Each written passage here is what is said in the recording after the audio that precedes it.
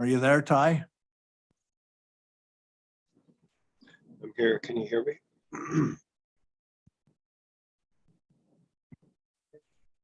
Yeah. Okay. Well, welcome everybody to our work meeting. We'll just hurry and move along because we're sort of behind with the video. So, Matt, we're going to turn some time over to you to discuss the culinary water impact fee facility plan and approval of water impact fee analysis. Okay.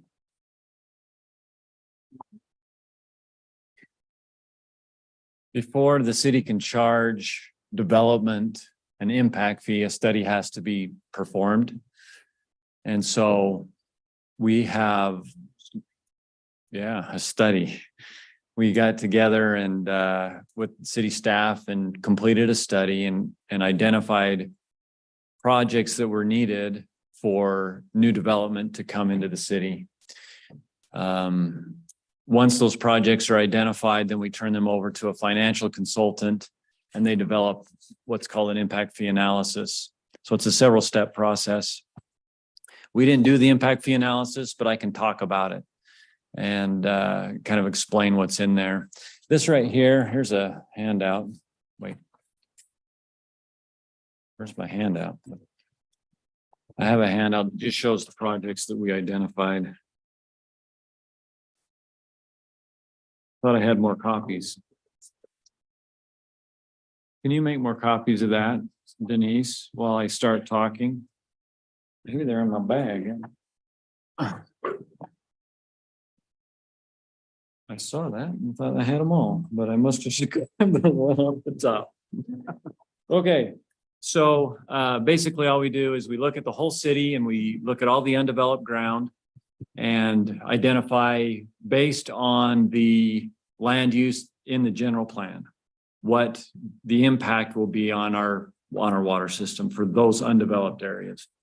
After we decide how big the city will grow, how many people, how many connections you'll have, then we look at the water system, all the different components of the water system and decide how much additional storage you're going to need, how much additional water you're going to have to be able to produce to provide, to get water to those people. And we just create a bunch of projects. And those projects look out many years, decades, right? 40, 50 years. Once those projects are identified, then after those were identified, we met with the city staff and said, which ones do you think are the most important? Which ones should we do next? And that was back before Kale. That was back with Chad. So we looked at those projects and identified which ones we felt would need to be done in the short term, that 10-year horizon. That's what the impact fee allows us to do. So we had $8 million worth of projects for the 50-year build out. And then we identified about 1.6 million or something for the short-term plan. Then the financial consultant took that short-term plan and created an impact fee from it. So we try to anticipate everything. Sometimes we don't have a crystal ball, so we don't always know, right? And thank you for doing that, Denise. So this is just a list of the projects. The table 8.2. I needed one, so I took one from the mayor. Okay. Table 8.2 just shows the 7 projects that we identified for the short-term plan. And then table 8.3 identifies what those project costs can be attributable to that short-term 10-year horizon, right? So you can see at the bottom of the totals on table 8.3, there were $8.6 million worth of projects that you will need to collect money for build out, but then only 1.6 million is eligible for impact fee in that 10-year window, if that makes sense. Does that make okay?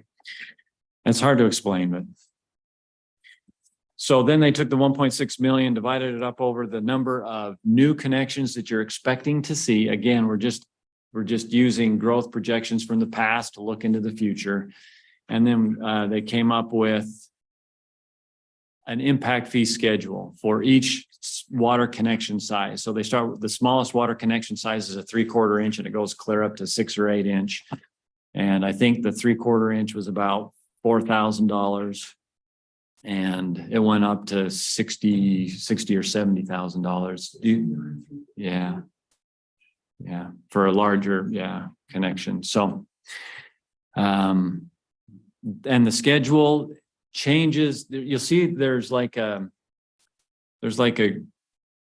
multiplier, I guess, that goes from each year. It can increase just a little bit. That the impact fee can just increase by a little amount. And I believe that I'm not the financial consultant, but I believe that little amount is just based on your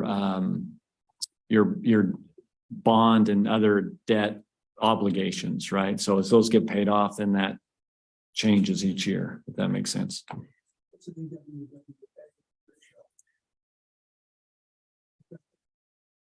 Where are you looking at that?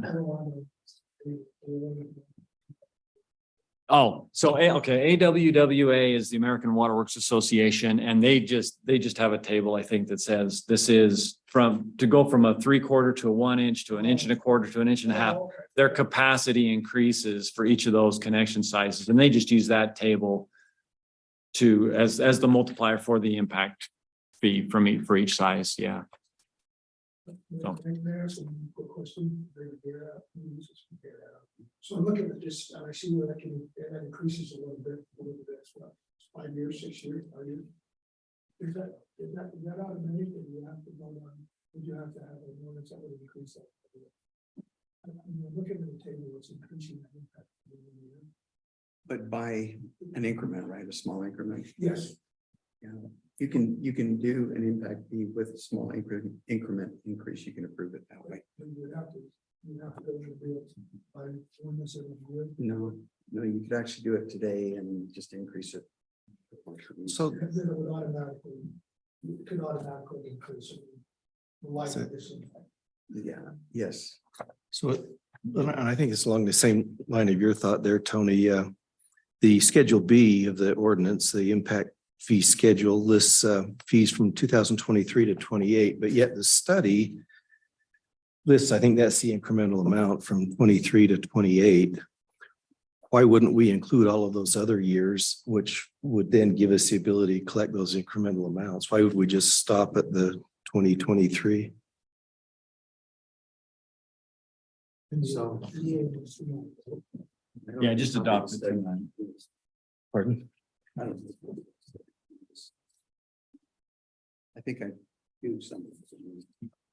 That sounds to me like, if the question is, can you adopt the impact fee for the upcoming year Yeah, according to the table that's already been the established? incremental. Yeah, I think that's what Gary's saying you do. You just adopt it all tonight, and then every year they can, at the office here, they can just increase it.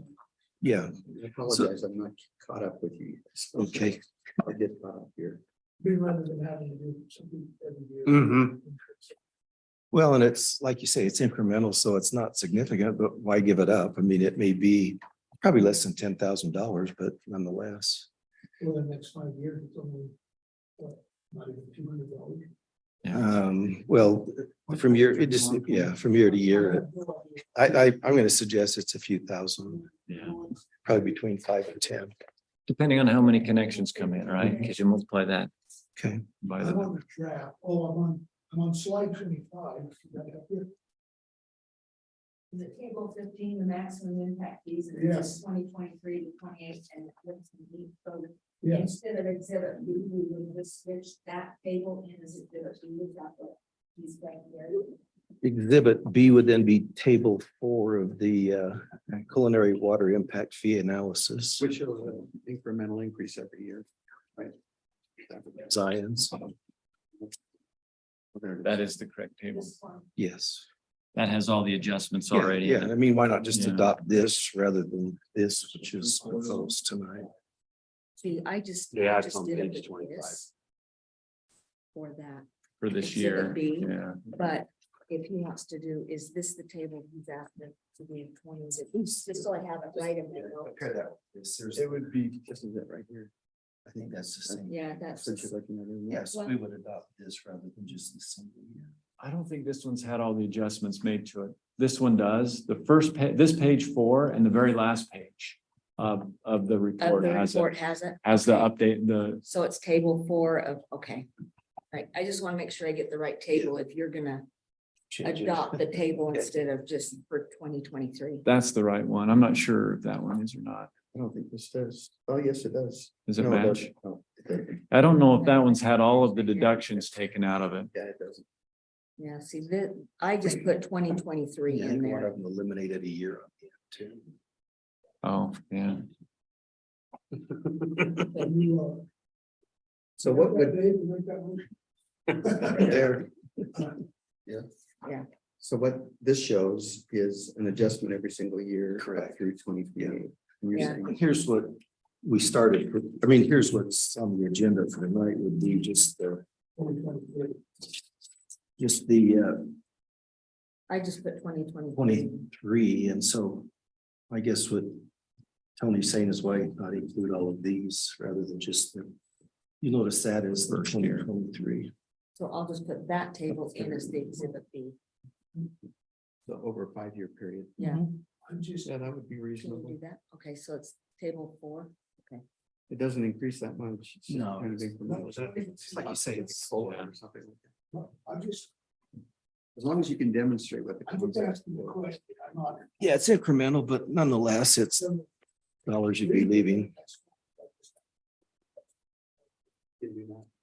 Yeah, I think the financial consultant just made an adjustment each year for the bond indebtedness or some financial Mhm. thing that, and so they can, But nonetheless, he's Yeah. given it to us. Yeah. Why not? they took the time to do it. Yeah, yeah, exactly. We probably wouldn't do it. We'd just leave it the way it is. Well, either forget or it isn't worth it for the $1,000 or $2,000 maybe. So. Yeah. One important. oh, I know, $15. Helped you get it. One important thing to remember is we're guessing at what projects will actually be needed. It just depends on where development occurs.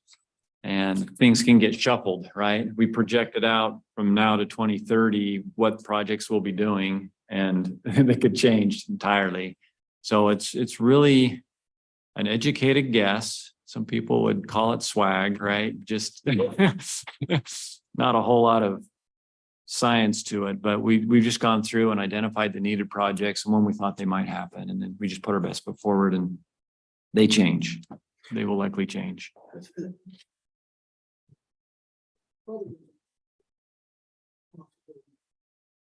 Yeah. Right, so if you get grant money, if grant money comes up, then it would affect the impact fee calculation. It would affect the impact fee calculation, but you just don't know. You can't, you know what I mean? So you just like I say, we do our best to anticipate anything that we know about at this point. And we've included it in the impact fee, what they call the impact fee facility plan and the impact fee analysis. And So you have to go with what you know right now. right, essentially. exactly. And so you just start, and then if things do change dramatically, then you can update the plan. If they don't seem to change a whole lot, it's not going to be worth going through and making a whole new calculation just to adjust it by $50 or whatever, because you'll spend more money doing that than you do. It looked like, Matt, the projections for growth, for example, were about 40 homes, I would guess, the ERCs or whatever you call them, per year. Suppose all of that doubled to 80, I mean, you'd probably, I mean, all of a sudden it just took off. We'd just have to we'd be talking to you and say, we Well, need to revisit that. You could, but you wouldn't necessarily have to, as long as it still falls within reason. So we anticipated that in the next 10 years, you would increase 501 is what I have anticipated here, 501 new connections.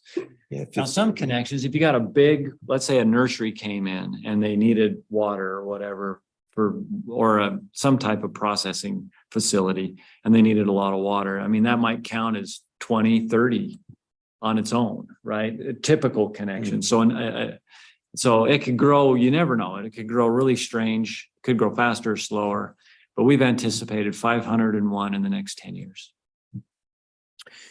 As long, and so what happens if you get more than that is you collect the money faster. And then you have the money available at an earlier point in our plan. If it grows slower, then we don't have the money at that point and we need to borrow from other funds or something to cover that cost temporarily. Yeah. Mayor. Sorry. May I make a comment? Yes. Oh, so just a reminder, this is also on our capital improvement list. Though, can you hear me? No, we need to turn it up just a little bit, Denise. Maybe I could talk louder. Does that help? Turn up my hearing aid. I don't know. Is that better? Yeah. Yeah. Without echoing. So just a reminder that our projects are also listed on our capital improvement list on an annual basis. The other element with grants influences the timing of the projects. So some of our projects are, if we have an opportunity for a grant, it'll accelerate maybe when we do that project. And then once we adopt the impact fee schedule, we're not limited to just those projects. Every year there's expenses that are impact fee eligible. And so it's just what the rate is based on. These are projects that we're expecting to do, but on an annual budget basis, there's flexibility. The requirement is though that we spend impact fee collections as we go. That's all I have.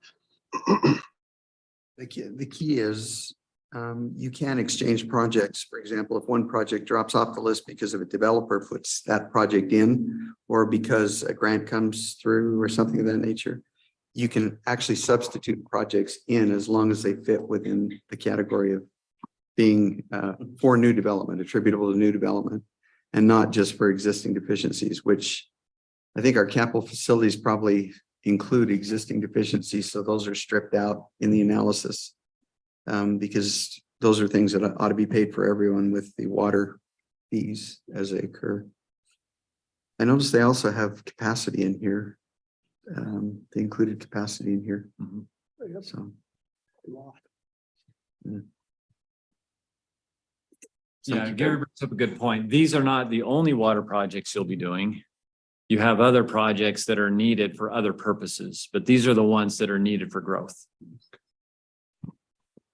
Yeah, for example, that water line project that we did put our water impact fee in the negative for almost a year and a half, just because it was way more expensive than we anticipated. We were creating new capacity as well as replacing a water line. And so that's just, this is a huge step towards being able to keep up with our capacity issues. So, Mayor, may I ask another question? I think in a work meeting, you can just.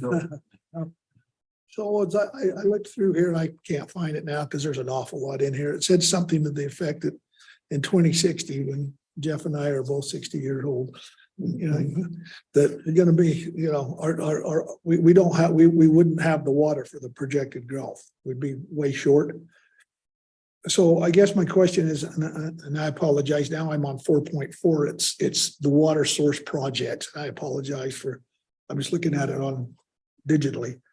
But there's 6 things here. One's a well siting study, a drinking water well 6, a drinking water well 7, a park well chlorination, a Mahogany Ridge SAR, which is being diverted unused spring water, and then the North Morgan Springs and purchase the spring collection area. I guess my question is just simply this: if all those projects took place, is that saying that we would then have enough water for 2060? Because it's showing, what is it showing the projection? What table are you on? I am on 50, I think that's page 50, well, 56 digitally. I don't, it's 4.8, table 4.8. Okay. Water source projects. Okay. yeah. So yeah, those are the recommended projects that in order to be prepared for growth, right? So if you do these projects, then you should have water for them. Build out, Yes. Well, not build out, but for not build out, okay.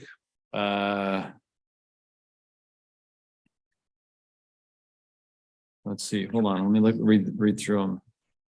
We don't have build out because we don't have neighboring cities. Yeah, I guess that's kind of true. Yeah, But- So some cities, they'll recognize that they hit their boundary, like Roy. They're considered build out, and then everything's just redevelopment. Yeah. I guess my question is does that take care of basically The growth. the growth that we would need to take care of? That's what Okay. those projects are for, Okay. yeah. Yep. All right.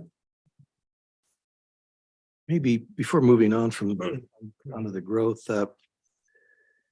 looking at the impact fee as compared to the total cost of projects.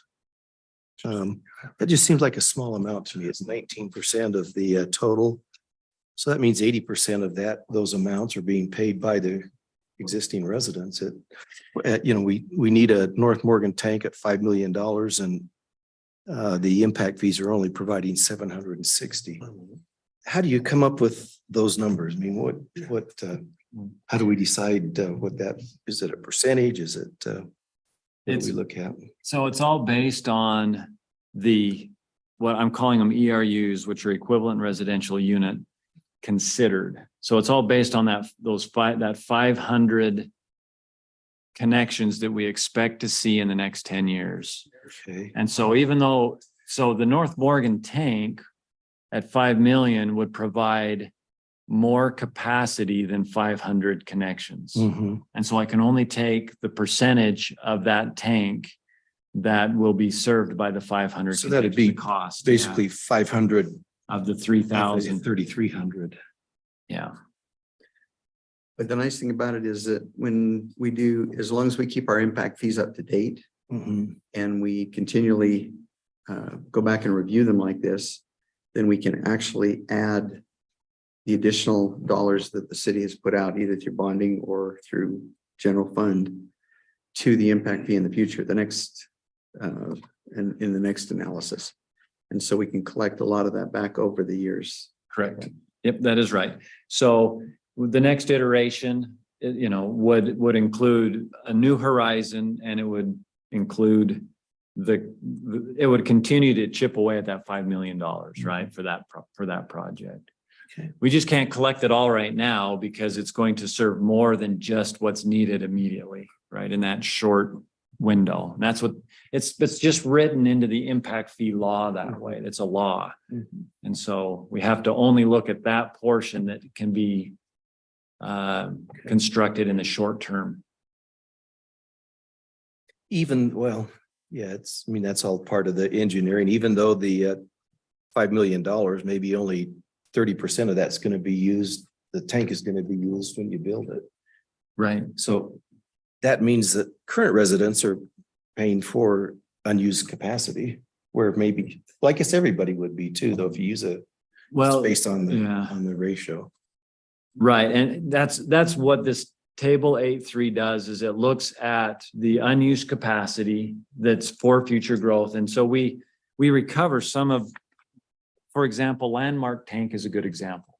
That one, when you built it, was way bigger than it needed to be at the time. Mhm. And so the impact fee analysis went back and looked at whatever capacity you still have remaining in the Landmark Tank up by do you call that the cemetery? Yeah. And we took the proportion of the original cost for that tank that will service the future growth. And that got included in the impact fee calculation. So we are recovering money that was already spent on Landmark Tank with these calculations. Do Yeah. the same with this one. And that would do the same thing. Yeah. Okay. It's so complicated and it just, the financial analysis is very in-depth and I'm not a financial consultant. I'm just the engineer that found the project. And so, yeah, it gets complicated. Don't beat you up. Yeah. It's an easier process when, for example, a large item like that is bonded for. Because then the costs are, you know, exactly what they are throughout the years, and you can collect that money from new development as it comes in. Whereas if the city puts out the money today, you're forfeiting putting out that money for something else. But if, you know, in the future, you bond for that, and unfortunately, you can't use impact fees as security for a bond, but if you got a pretty regular impact fee that keeps coming in, you know that you're going to be able to pay that bond down over the years. And so bonding is an easier way of, on the big items, on the larger items. That's what, so there's a table 7.1 in the report, it says excess capacity. And so we recovered some costs of the original construction costs for those, the booster tanks and landmark tank, those, yeah. The booster pumps and the landmark tank that had extra capacity in them still. So, yeah, Thank you. I found my printouts. I just bound them inside my book. We're so efficient, Matt. They're here. We have lots of copies. We're wondering why that was so big. Huh? Okay, Everybody got that through their head? It is pretty complicated. Isn't it? I'd say this as complicated as that math is, and it is, as I travel around and meet with different municipalities, I think it's important to keep up with this because oftentimes they get behind. They just don't review this, to Gary's point. Pretty soon they're behind, and now all of a sudden they're almost in trouble of going, oh, now what are we gonna do? yeah, I mean, think about it. If you change your land use plan, your general, because you have a general plan. Yep. And we, you know, there, whenever that changes, it affects the projects. Right? Absolutely. And so you have to go update things. If it's significant enough, you should update it. Sometimes it's just not going to really make much of a difference, but if it will, then you should update the plan. When did we last look at the same information?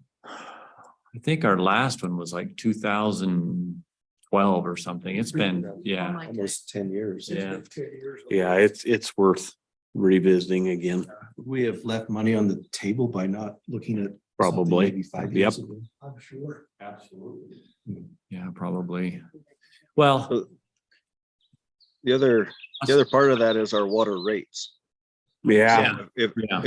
if you take in context the entire water budget, that's kind of what happened to me last time, is I included both of them in my discussion about water rates. Cause in my mind, it's all combined, even though we hadn't talked about this part of it. But if you don't keep up on impact fee, your water rates just go out of control. And so it's because we did this at the same time, our water rates are only an incremental, a smaller increase to the current residents. So These are- anyway, that's the biggest impact, is your water rates. You gotta pay somehow, so. $1,500. Your Our current impact, water impact fees are like 1,600. rate's good. $18, I think. Yeah. Yeah. see, Yeah, there you go. That's the example that you're Right. talking about. Right. So, I'd definitely say you've left money on the table.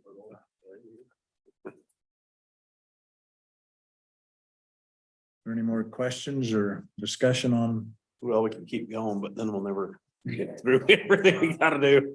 Can I just make a point, Mayor? Sure. That is the reason that your annexation policy declaration is so important. Because as Ty says, you don't have a build out. But your build out really is your annexation policy declaration. That's the area that you're looking at. And the boundaries of the city right now is what you're looking at impact fees for. But you really need to look ahead, and as people annex into the city, it's really important that they pay their proportional share.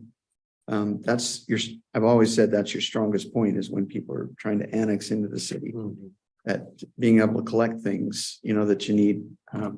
That was actually how we got the tanks and that type of thing in North Morgan, albeit, the SID and the fiasco that we had there, but without private development coming in and providing those things and providing a method for paying them for them, we would probably not have been able to provide North Morgan with water. So that's why Ty insisted early in the game that annexation needs to take place when you're running lines to people outside of the city and to entities, and especially new development outside of the city, because they need to pay. There's a big bill that our local citizens are paying for every new person we add onto that line. Need to make sure that gets paid in our impact fee. But isn't that also agreements. within the boundaries? The impact fees or the excuse me, the I mean, annexations. Well, you have the annexation Mhm. with that impact fee coming, right? But if there's a new development in the city, it also would have that. The new development in the city pays the impact fee. But a development in that area that is not in the city yet, that is just outside the boundaries of the city, that's the area that I don't believe that's included in the impact fee analysis, because you can only include the area within your city boundaries. We looked at all the current annexation policy and the densities planned in the general plan for that, but that's as far as we can look, right? Is what's in the current annexation policy. But as far as including those in your impact fees, you can only include what is currently in your city in impact fees, but you can estimate. Do exactly what Matt did, and that is look at what it's going to cost to But have didn't we areas. say no more new development outside the boundaries unless they annex? Yeah, Mhm. and in annexing, they have to bring in those Yeah. utilities or comparable amount of money for those utilities. Okay, Yeah, I'm sorry, you didn't mean to confuse, but are we good? Mhm. Let's move on to Morgan City Development Design and Construction Standards. so Popular interesting. today there. All right, you want me to start? Yes. So I'm glad Lance is here. Lance has been a big help. We've met several times with Kale and Lance and other Ty and just gone over some of the changes that are happening with your standards. I need my microphone on. Some of the changes are internally generated. For example, Kale, your sewer and water supervisor, wanted to have a standard sewer lift station that's a prepackaged type system that you can, not necessarily off the shelf, but just something that was prepackaged and easy to build. What you have right now on your sewer lift stations are kind of big, elaborate lift stations that serve huge areas of the city. They're big, they're massive. It looks like you'll be having some areas of the city that will need smaller lift stations, and we don't need to build huge buildings to put all this stuff in, right? So Kale came up with one that's just, that's a prepackaged system, and I put that in the drawings. So that you have that, you can build. You can, if development comes in and says, hey, we need a lift station for this area, then you'll have a detail for that, right? Some of the other changes are created externally.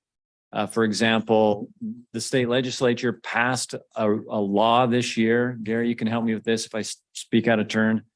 That limits the maximum amount of asphalt that you can require from development. So right now, our current roadway asphalt street section for just your typical neighborhood, right? Your local street is 35 feet of asphalt. And the new rule says you can't require development to pay for or build more than 32 feet of asphalt. So there's 3 feet difference. So we have to come up with a standard drawing to show 32 feet of asphalt now as our typical neighborhood street. And so we've done that.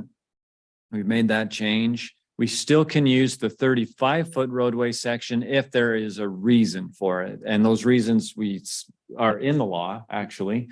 they're listed in the law. We copied those over and put them in on our detail. So if there's a need for, if it's like a school or somewhere that's going to require higher traffic volumes, then you can go with the larger street sections, right? That's great. So that's, let me see. Is that what was, Yep, that's perfect. is that, the one that was circled in our packet, right? Yes, that was the law. Yeah, I just brought the code up from Utah Code and I circled where it says 32 feet is the most you can ask for from a developer unless they're, and then it gives the conditions when you don't have to, limit it to that. Yep. That's what that was. And so that says 32 feet, right now, is that correct?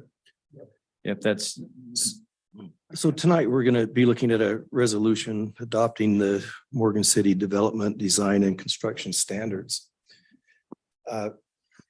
You've listed maybe a dozen changes or so that are part of that. Are these standards, have they already been adopted and we're just changing them? yes. Okay, because I didn't see any highlight, when you send out the standards, maybe I didn't look close enough. I didn't see any. Typically, it may be marked up in red on Yeah. what are the changes. But you saw the entire. Yes, That I said. Yeah. So, and I'll confess, I didn't read it all. okay, yeah, and I don't blame you. Okay, so. So on there are two parts to the city standards. The part that you're probably expecting to see are the drawings.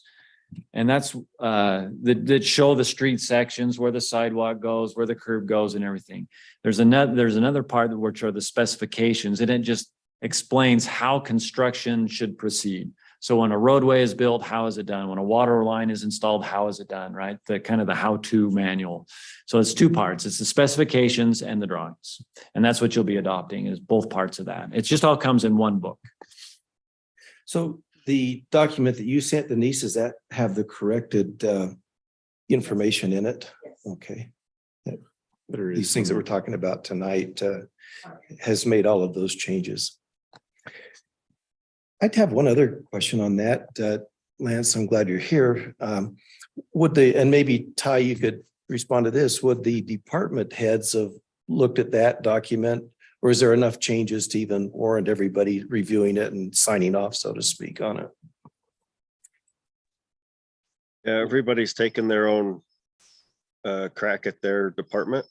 So what really happens is, do we want different types of pipe, or do we want a standard, like water pipe is a good example. Yeah, and that Matt pointed that out in his presentation. And so that'd be a great question to Lance. Everybody's comfortable with those standards and and bringing all of that together. Yeah. I've actually got a hard copy book, and when I run into things that I may not like or think we need to look at, a lot of this stuff kind of came from the notes out of my book of things that as we go through and you run into something on a project, you think we need to take a look at this in the future. And that's where, some of this came from. It's just stuff we find going through the day-to-day stuff with developers and our own projects. So you're feeling good about the changes that we're I've going to adopt? I've gone over this multiple times. We've spent a lot of time on this, getting this brought up Getting it where you to want it. date. Yeah. Well, So and even then, like we say, there are external changes and internal things change all the time. And so I'm pretty confident that we've done a good job, but I know they're going to continue to change is what I'm getting at. It's a moving target. Part numbers change, manufacturers change, right? And so suddenly you can't get the same part number that you used to, and so you have to just update them. Yeah. Technology changes. Yeah. So I really appreciate Matt's help on this, because this is one area I kind of feel like when I first got here is that this was more the Bible. We didn't want it to change. We did things the way we've always done it. And we had a lot of lack of flexibility, but we're trying to make it more like the fee schedule. where we just get used to making a couple changes, readopting it. Another one, Matt, maybe here's a good example is on subdivisions. We used to put water lines right in the middle of the lot, Oh, yeah. right? And we required that. And then they come and build a house after the developer built the subdivision and would have to put in elbows and reroute that water every single time to avoid the driveway. And so our own standard, and we used to be inflexible on that, but it was to our own detriment. On our water department, through kind of that plan review process, was like, what if we move these?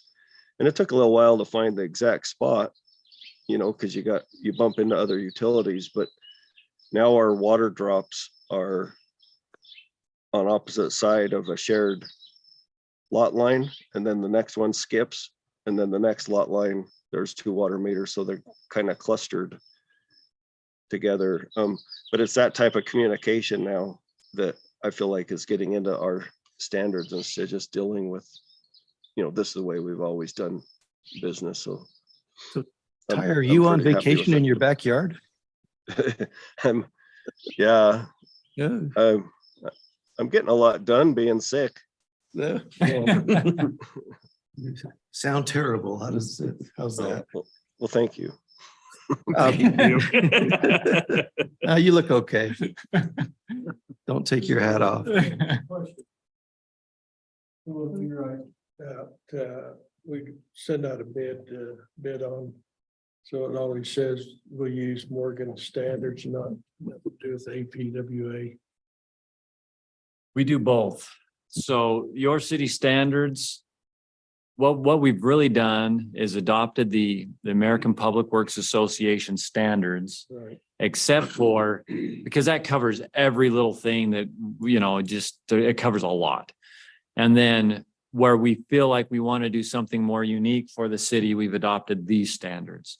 And most of these follow that Public Works standard manual very, very closely, but they're just subtle little changes. And so we create our own detail instead of using that one. So these override any discrepancies with the APWA standards that are also published and adopted by, it's just part of the adoption. So maybe you need to include that in your motion. Yeah.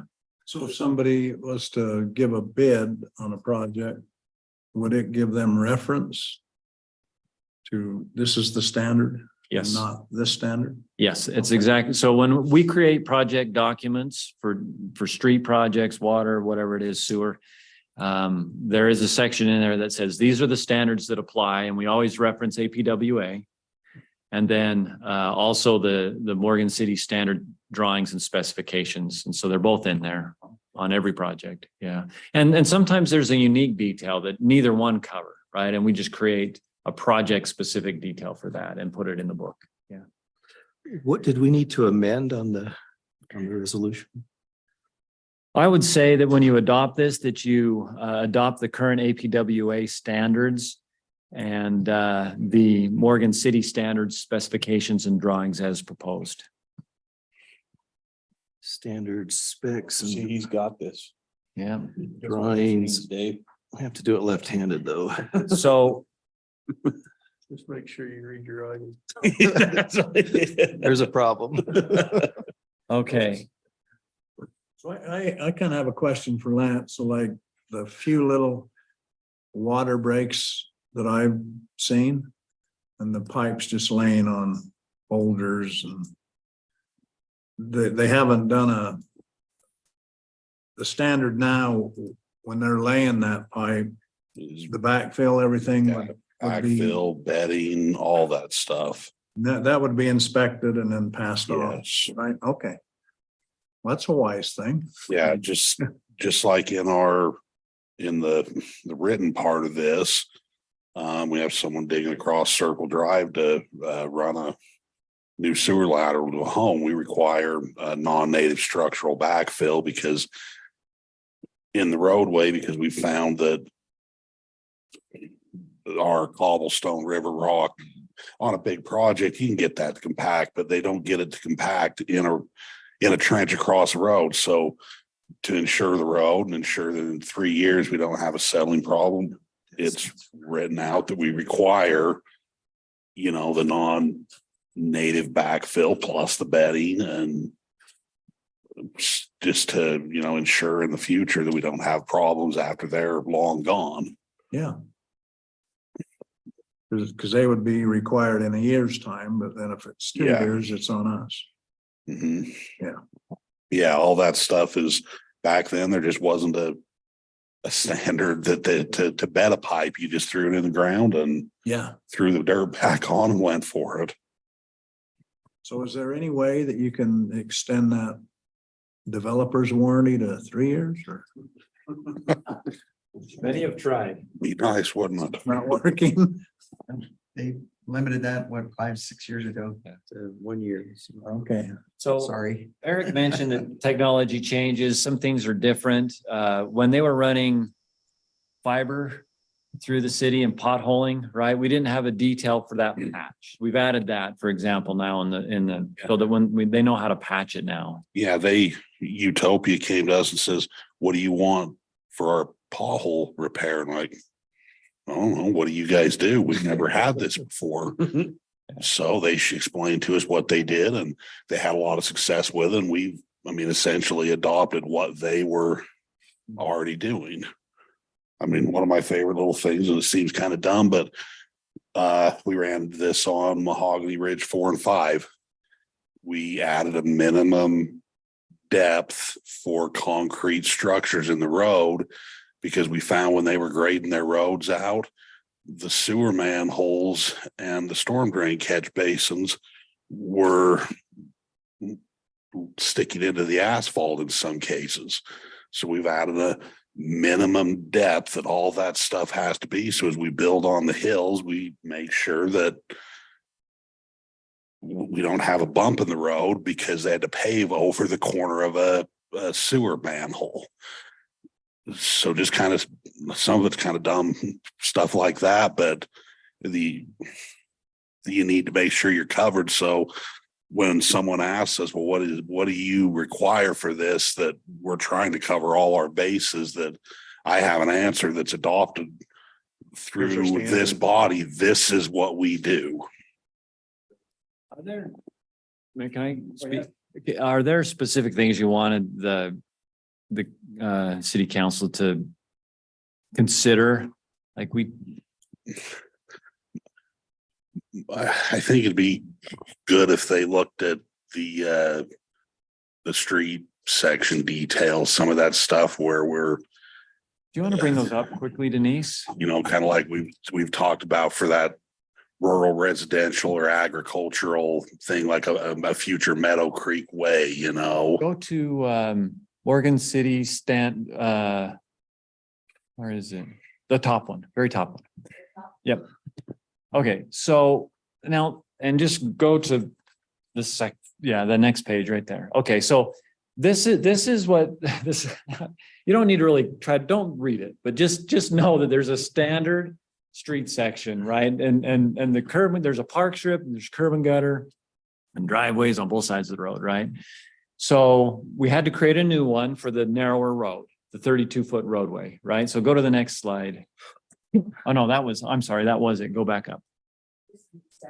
Yeah. Oh, that's okay. So there you have a typical street section for the industrial zone. It has a big wide park strip where we throw all the utilities in so that they're not behind sidewalk like they normally are. So we have a special street section for that. And the one below that is go back up. I'm sorry, a little bit to right there. Okay. So this is kind of what you've done on 100 North. When we redid 100 North, we didn't put curb and gutter in, but we did put sidewalk, right? So we didn't have a detail for that. So we've kind of created one here that you can adopt as a standard. Now that's something you don't have to adopt, but if you wanted to, you could. But it says that that's only to be used on special permission by the city, right? So it's not like anybody could go do that on their new development. But I think there are applications where it would make sense to do it. Yeah, I've been through neighborhoods and I really like something like this and felt like our standard street section detail we've always done. If someone wants to go do another Meadow Creek Way type subdivision, I don't think 5 feet of asphalt and curb and gutter and 2 sidewalks, I don't think that fits what you're going after there, where in that type of thing, if we want to encourage maybe someone that's going to go in and build a loop road with 2-acre lots instead of 4 looped roads with 1/4 acre lots, maybe the costs would offset a little bit. Maybe you'd get a little more rural feel Right. of anything that would allow this. So we're not going to allow it on, your Pheasant Run subdivision or your stuff on the hill above me in North Morgan, but I think there's places that it's good to have the option for a developer to do a different feel of a subdivision. So the title there, it says alternate low density street section. And I'm trying to give direction on how you intend to use that if you adopt it. Okay. And what it says is that the alternate street section is intended to encourage lower density development where considered appropriate by the city. So I'm thinking that would mean the agricultural zone, which is 5-acre lots, or the rural residential zone, which is a 1-acre lot.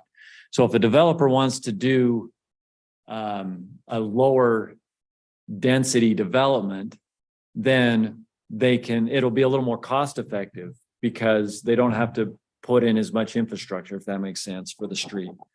So if you want, and we just threw that in there as something you could consider, and maybe you're not ready to bite that off tonight and you can table this, but that's one of the sections that we considered useful, right? But it's not something you have at this point.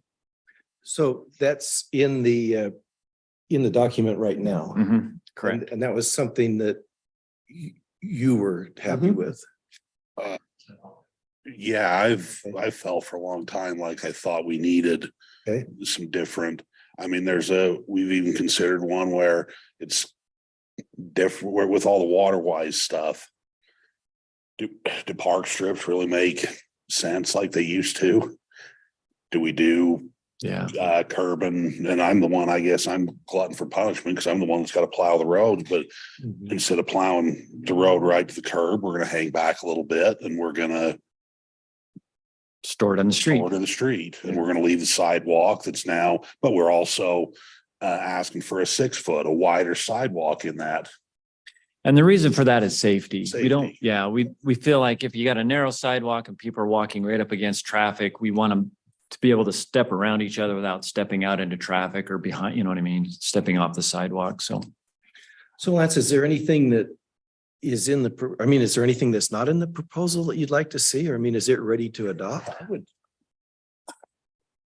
think it's, I don't know how you describe it. It's kind of in a way, I think it's a living document type thing that as time goes on, we're going to find other stuff. Like I say, I'll have a hard copy of these. And when I run into something, I think, we ought to look at this, or I've been in places and saw stuff and I'll go back and make a note to remind myself. And then we talk about it and.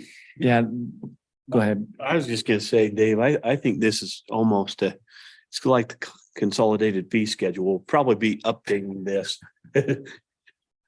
As Lance comes across something and goes, man, we need to look at doing this, then it'll probably come back and we'll add it into the standard. But at least now we've got somewhere to start. We've got a template to start and going, because I remember when I did my development, the standard was I had to put a chain link fence along the whole back thing and put a cement thing. And I'm like, well, it borders up against my farm. I'm doing it.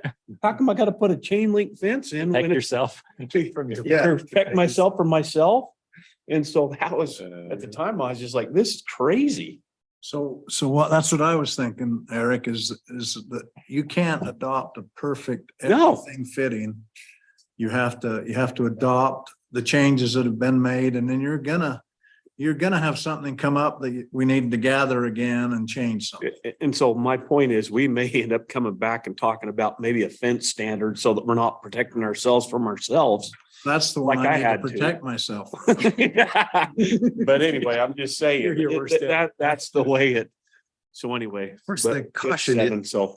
Caution is, I mean, the last thing we were just looking at, it took 9 years to come back to change the ordinance. We just need to be aware and careful that we don't look at something every 10 years. 2016, I think, was the year we did these last time, or something. There like you that. go. Yeah. The nice thing is somebody's experience runs into something Yes. and he can come and make a suggestion and it can be looked at and then adopted, right? You realize, Lance, you're delaying your retirement.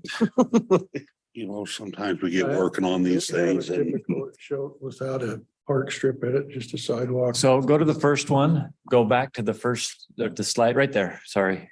Let's see. Right there. Yeah. See the top? So it showed, so on that one, we're showing a 6 foot, upper left-hand corner, 6 foot standard width when sidewalk abuts curb and gutter. Requires special case approval by the city public works. So if it makes sense to put the curb or the sidewalk against the curb, we just widen it to 6 and put it there. And that can be done internally, right? But our standard still is the park strip. And like Lance says, the park strip is really becoming kind of archaic because they don't want you to irrigate in a narrow, anything less than 8 feet wide, they don't want you to irrigate. Well, they don't want you to plant grass. You can irrigate it, but it's supposed to be xeriscaped, right? It's supposed to have drip irrigation only, none of these sprayers, right?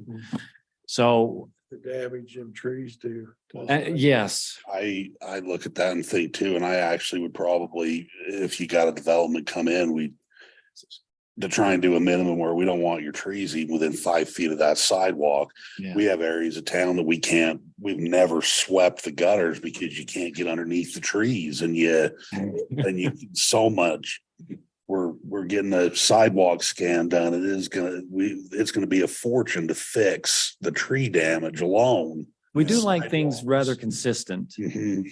And so, you'll see, if you're driving through the city and you expect to see a park strip and suddenly there's sidewalk all the way up against the curb, it might feel a little strange, but we have to make adjustments at times for things.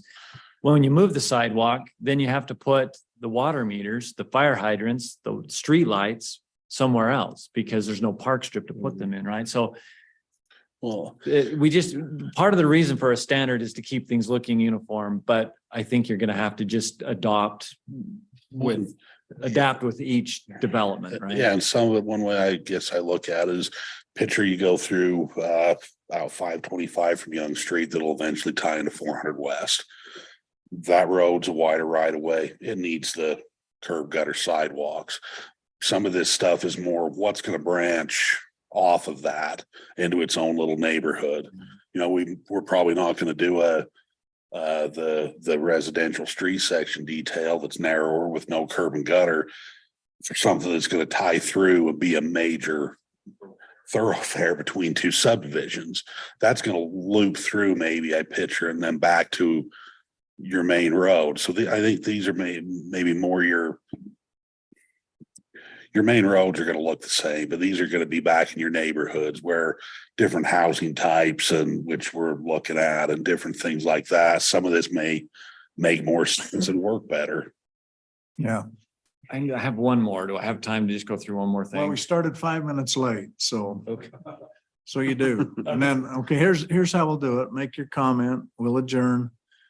If you need to go have a 3-minute break, do that, and then we'll start the regular meeting at 7:10. Okay, so scroll down through these street sections again. Sorry, Denise, and stop right. Let's see, hold on. Down one more. Next page. Okay, and so we have a special provision in the sensitive lands ordinance for a 50-foot right of way. And so we're trying to pack all of the sidewalks and all those things into a narrower city right of way. And this is what we've been telling developers to do in the past.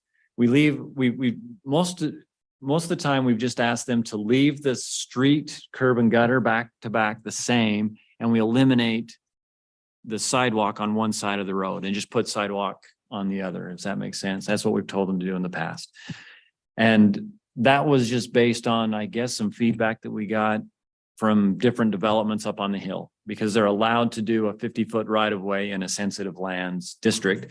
because of the impact to the grading of roadways, when you grade in a road, you have to make these huge cuts. And so they're saying, well, let's see what we can do in a 50-foot right of way. So we had to come up with something, and that's what we did kind of on the fly, and they've been building that. Scroll down just halfway to the next 50-foot right of way right there.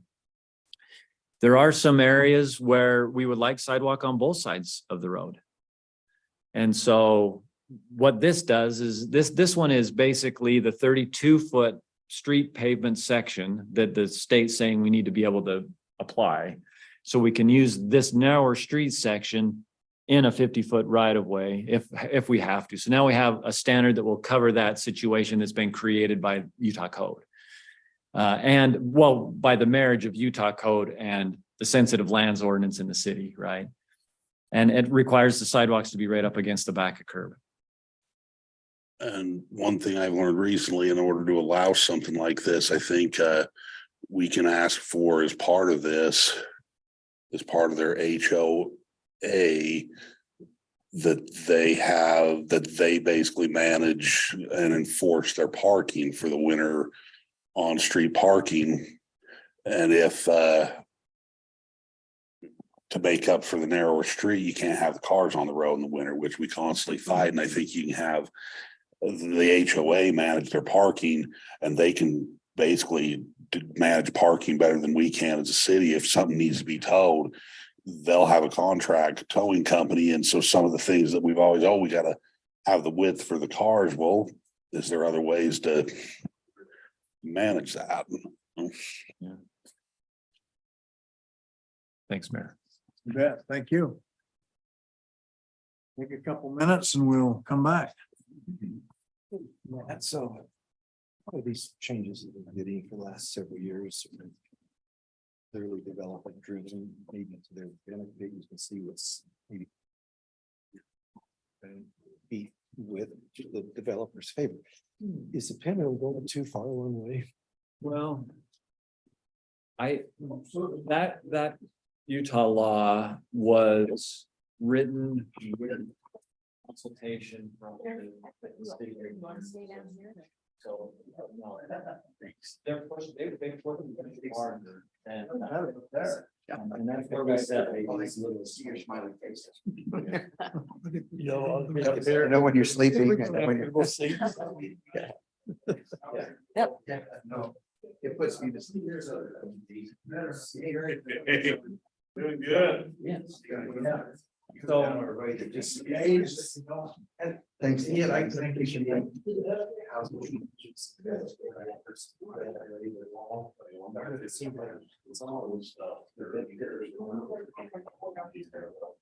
Well, a lot of it is, and they're in the legislature.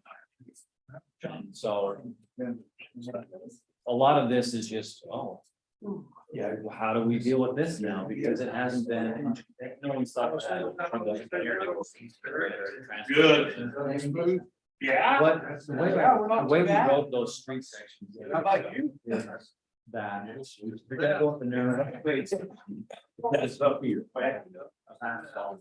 Then it has to be for single family residential. Not multi-family. What? I'm sure it'll eventually move me out. Apartments and I think you'll end up. town homes. Somebody comes in with townhome development, then we automatically say. You have to go for wider streets. You can't use it because that's. You guys get it down. And that creates additional parking issues. I can't believe. And higher traffic volume. And so we're just saying, once you hit a multi-family, then you can't. So it's done. Yeah. I come off the interstate today and it was almost. The code does Interstate, say that if there's a reason to go with all all that chips on this. that's the reason I'm like, how is this as many cars? we're just making that complete. I'm just saying, well, then, multi-family. still have to use the largest street section. Now, if there's a kind of an area where they're not gonna have a lot of Cards. So a basic application of this standard would be maybe. It was more. A few years ago. Yeah, we. Right. But it's like a moving target because we don't really. That's what you were.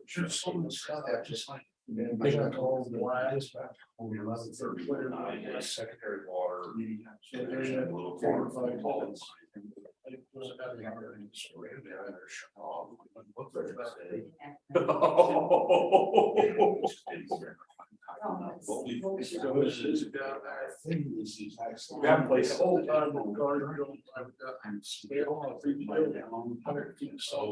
Let's just use that one. Yeah. And that's. Yeah.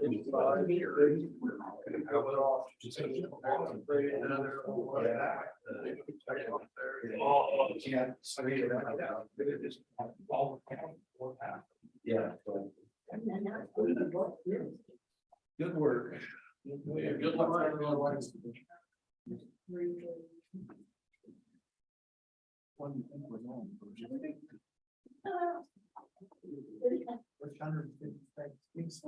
want to be the city manager. Pressure in that seat. Yeah. Yes, I did. We'll look to you, Dave. I really, that is. It really is. Thank you. You sticking around? Yes. Okay. Do we not use these? You think that's out? You got Yeah. turn around, you think, well, we just did an impact fee study. Oh, wait, that was 9 years ago. Yeah, it just needed to be updated. Thanks, Lance. Good night, Lance. Otherwise, you just don't, if you don't keep up, the bottom line is actually so many. But, you know, nobody wants to raise rates, but. I know, I always say, I hate. Raise it a bunch. I know. Well, that's the thing. Man, I hate to be a politician raising rates and stuff, but Let's see, who doesn't have a microphone? everybody got one? Yeah. Must be extra. I can do the pledge, yeah. You'll have me. No.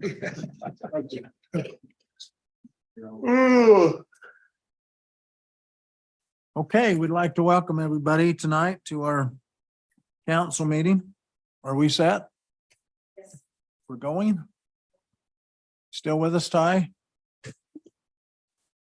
All right, Got a hoodie on. put on a jacket. I had to class things up just a little bit.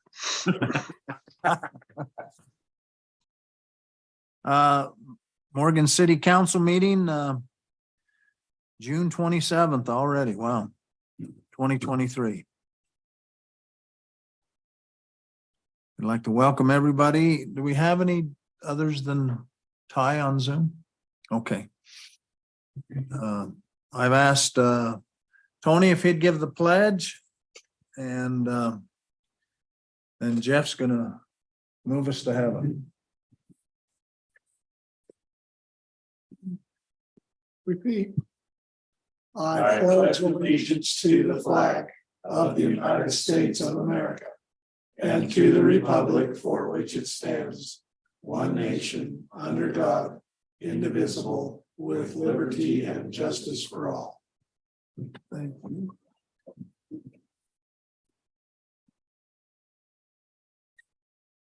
Our Father in heaven, as we gather today as city council members, we ask blessings on us as we discuss these different items on the agenda tonight, that we'll be open-minded to them and think of the citizens of the community while we're making our decisions.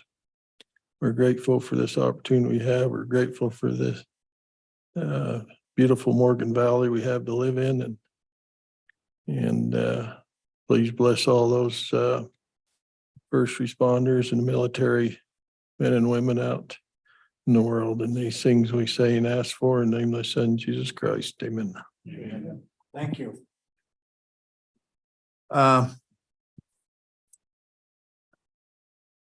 Okay, on the consent agenda, our item A, we'll have to table that. They won't be ready until the next one. So just keep that in mind. So do we have a motion?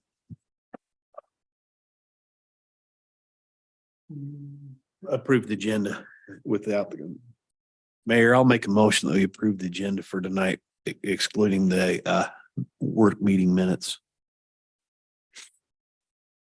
Do we have a second? Second, All in favor? Aye.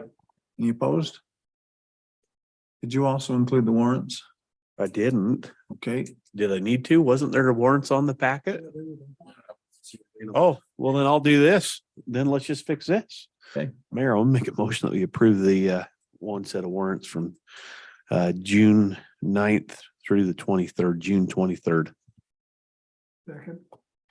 all in favor? Aye. Okay, it's unanimous. And Denise, we don't have any citizen comments you're aware of? Okay. We had a very good work meeting. Thanks, Matt, for all your efforts there. So we'll move into open a public hearing. Item A. We probably need to open that public hearing. So Mayor, Tony? I will make a motion that we open the public hearing for the culinary water impact fee facilities plan and approval of the water impact fee analysis and enacting the culinary water impact fee. The ordinance 23-06. Do you have a second? hold on.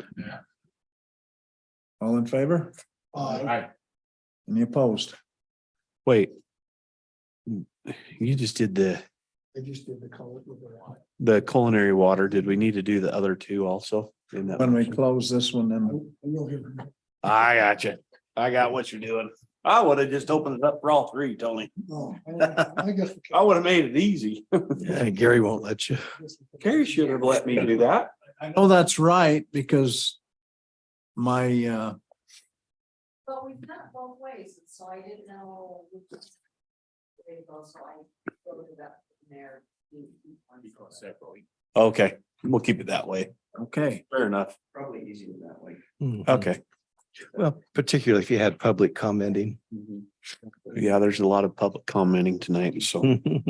okay, That Matt. was last time.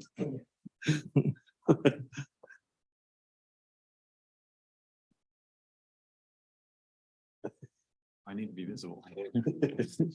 Let's see, I can't quite see you.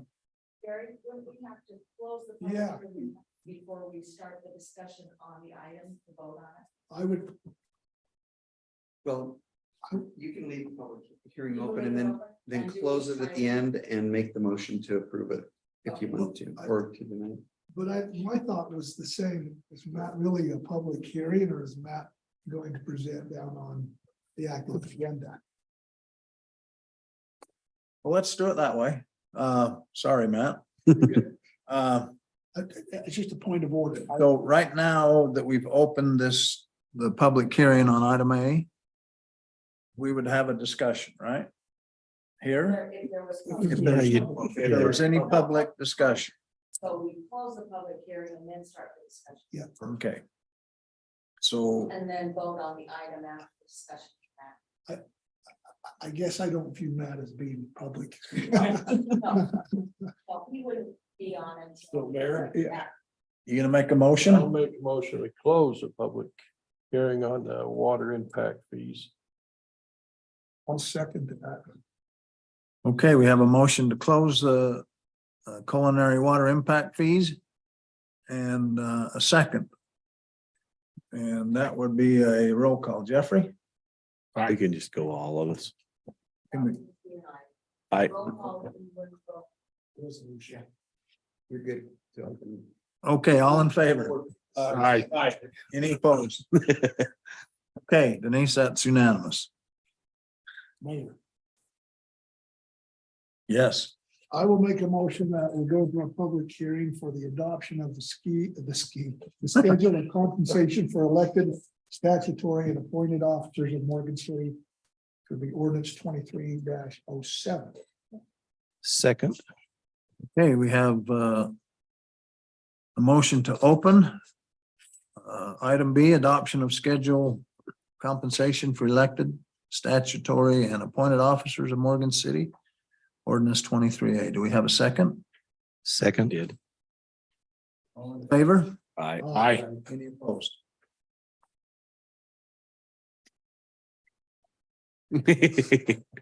And there's no public discussion, so do we have a motion to? Make a motion, Mayor. Okay. Close. Schedule compensation for elected statutory appointed officers. I'll second that.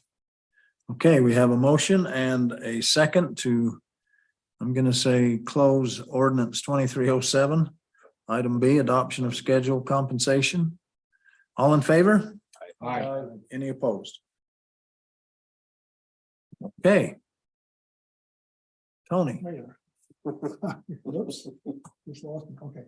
Mayor, I make a motion that we open a public hearing to discuss amendment to Title I, Chapter 1.15, the consolidated fee schedule of the Morgan City Code, which would be ordinance 23-08.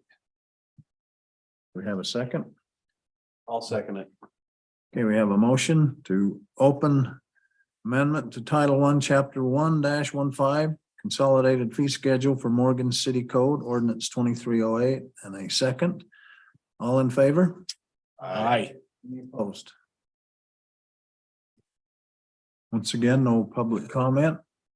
We have a motion to close. Mayor, I'll make that motion to close the amendment to title chapter 1-15 consolidated fee schedule of the Morgan City Code. Ordinance 23-08. Second. I'll second it. Okay, we have a motion from Jeff, a second from Jeffrey to close the public hearing on amendment to Title I, Chapter 1-5, consolidated fee schedule of the Morgan City Code, ordinance 23-08. All in favor? Aye. Any opposed? Now, let's see, do we need a motion to open the active agenda? We're okay. Phew. Okay, so Matt.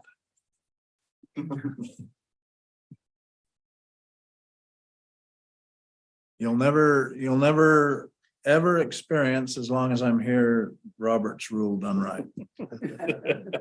Just promise you that.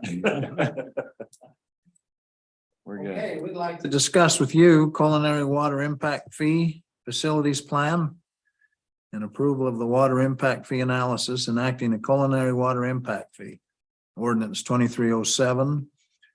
And I would like to mention as many every time we have a work session. 2306. Oh, I said 07, didn't I? Yeah. 2306, sorry. So this has been discussed prior to this meeting. Okay, Yeah, just in quick summary,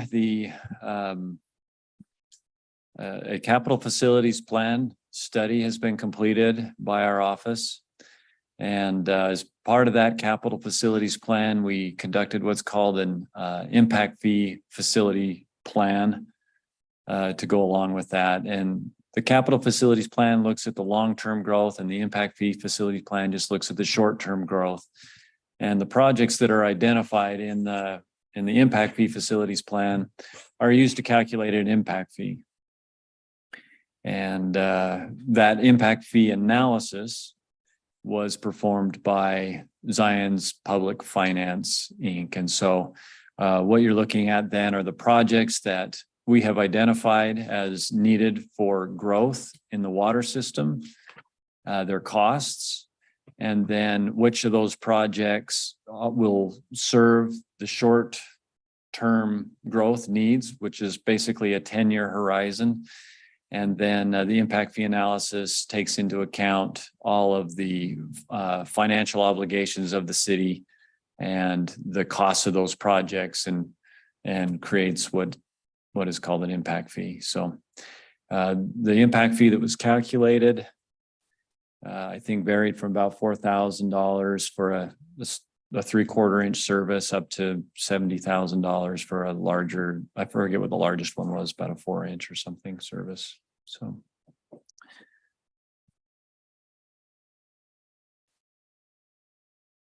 okay, any discussion? Yeah, I've got a couple of questions. So adopting the plan, Matt sets the impact fee amount per the schedule in the plan. Yes. Okay. We didn't talk too much about that in the work session, but that would, we don't need to state amounts separately where they're part of this schedule. Gary? So just an observation. So the impact fee law requires that there's a hearing to approve the IFFP, which is what we're doing tonight. And also that we have a public hearing on that. That's what we're doing. The analysis may also be approved the same night as the IFFP is approved. And that's what we're doing tonight. Separate from that is a requirement that the enactment be placed in the library and a place where people can read it. In other words, we enact the impact fee in the consolidated fee schedule. And so the next step in the impact fee process would be to do exactly what you're talking about, which is to actually set the fee. The fee can be set at exactly what Matt is telling you the maximum fee can be, or it can be anything below that. But you'll set the fee in the enactment, which will be the next meeting that you'll have. You require 10 days notice, you require a public hearing for the enactment, and that's really the next step in And that's after people have had a chance to review it then, Right. the public. Okay. right, how much it is and that type of thing. Okay, good. So that's the reason they separate those two things out. I'm sorry. That would be a resolution in the next meeting. That'll be an ordinance Excuse me, an ordinance. I'm sorry, an ordinance. Yeah. that amends the consolidated fee schedule to add whatever you decide the fee will be. Okay, I've got a couple other questions for Gary and not real big things, but on page 2 of the ordinance, section 1.5, about the middle of the page there. Provisions of this ordinance shall be liberally construed. What does that mean? I mean, is there a conservative construed ordinance? I don't know. Probably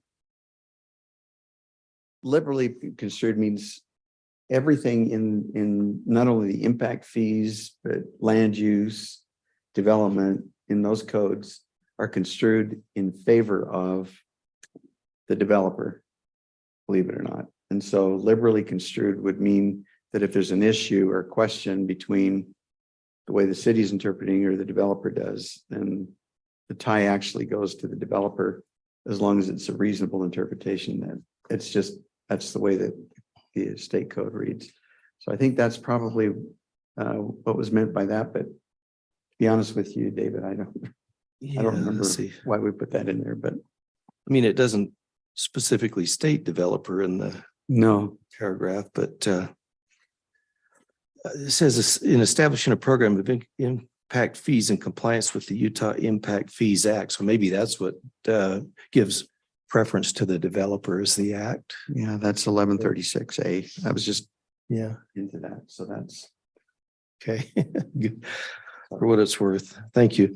The other one on the third whereas on the ordinance, we refer to the proposal as a culinary water impact fee facilities plan, but yet in the heading of the ordinance, we just call it a culinary water impact fee. Should that be also a facilities plan up on top on the third line down? yes. Yeah. Okay. We can. Yes. Thank you. That's all the questions I had and Tony? Gary, in response to your comment, so we're looking at this proposed impact fee, and you say we could set this at anywhere we would, legally do so. So if it comes back to us as an ordinance in our next city council meeting, I mean, does it make sense for us to give some sort of an indication of where we'd like this to be set at? Sure.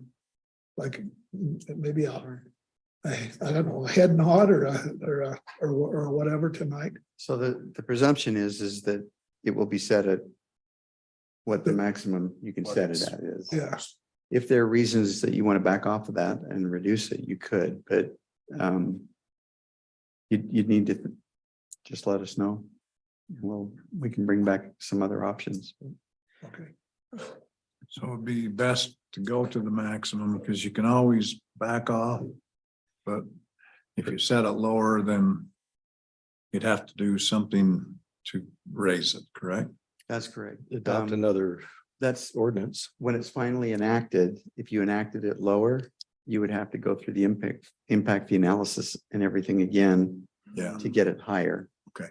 And the bottom line is this, when you're setting an impact fee, the idea is that it's a pie that is divided equally between all the developers that are coming in according to how much acreage they've got. If you take out a piece of that pie, somebody's got to replace that.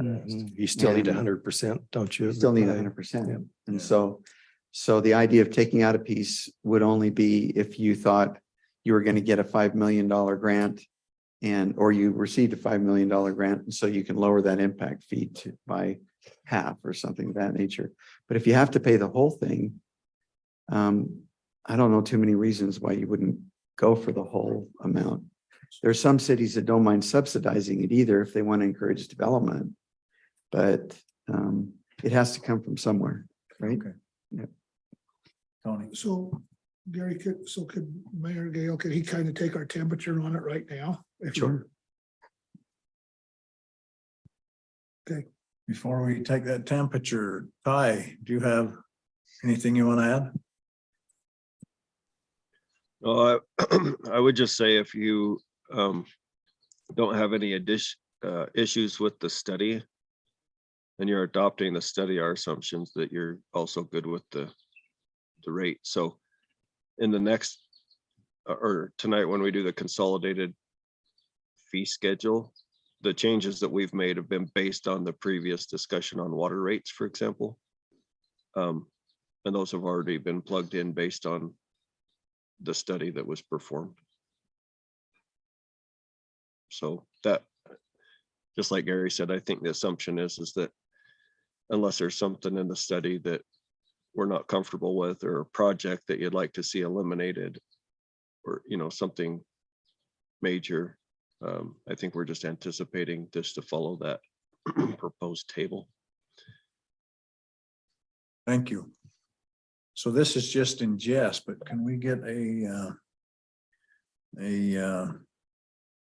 approval of keep the hay pollen in the field and not in my eyes? It's another Anyway, ordinance, Mayor. I'll write that up. Okay. Wait. You got it? May I make one other comment? Yes. Maybe for public record. And I've said this before, and I apologize. I hate to belabor this all the time, but sometimes I think if I'm a citizen and I'm listening to these minutes, I'm thinking, well, those decisions that city council made were certainly made in haste, you know, I mean, it took 10 minutes on something like this. I just want to state for the public that, I mean, this is a study that's had hours and hours and hours of time spent on it by not only Matt and Jones and Associate, but by Zion's Finance. We've discussed it in a work meeting prior to this meeting. So I just wanted to make that public record that there's a lot more time spent on it than what may seem there is if you're just listening to our minutes tonight. So I appreciate that. Thank you. Yeah.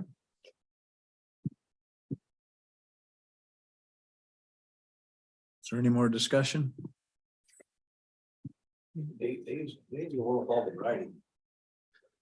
If no more discussion, Mayor, I'd propose an approval of ordinance 23-06, an ordinance of the city council of Morgan City, Morgan County, Utah, acting as the governing body of Morgan City, enacting a culinary water impact fee, providing for the calculation and collection of such fees.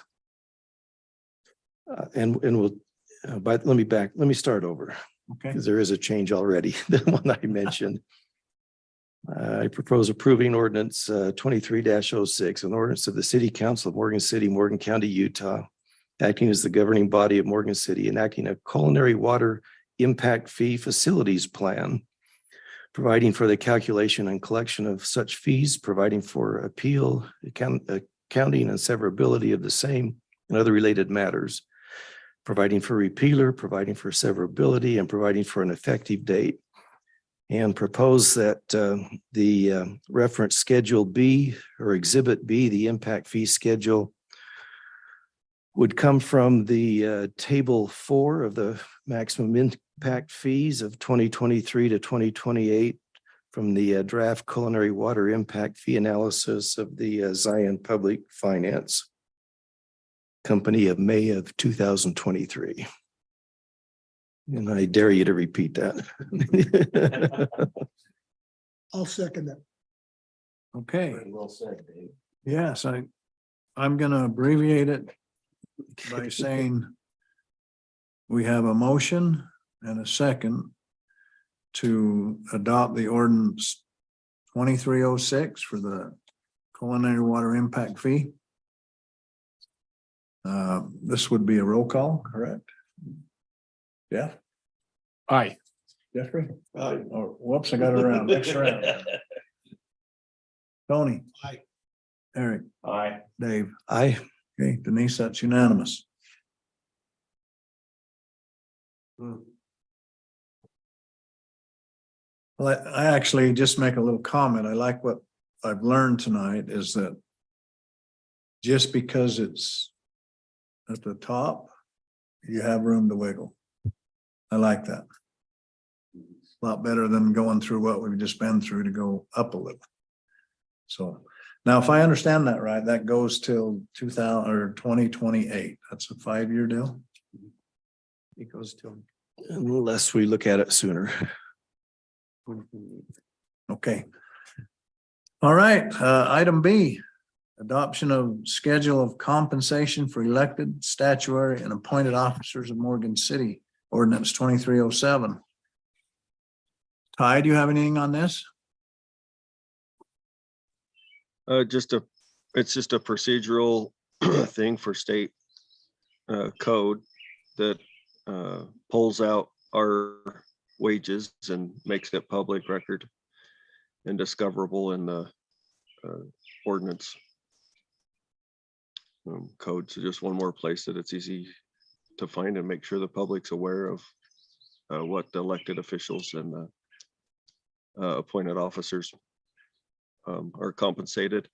And then just really the only thing that's different is that in the tentative budget, if you remember, we decided to add compensation for the planning commission. And so that's also published. That's the only addition. That's all I have. Okay, thank you. Ty, I know this is, for the planning chair, for example, this is new to them. Got a salary per month of $230.36. How do you come up with that word? I mean, So why is it the 37 cents? the planning chair was already established. It was just the planning commission members where it's per meeting. And so the change to the planning chair is just that they've been included over the last couple years, as well as the council and mayor with the cost of living adjustments that are made. Okay. That's where the weird number comes from. It's just percentage increase. All right. Thank you.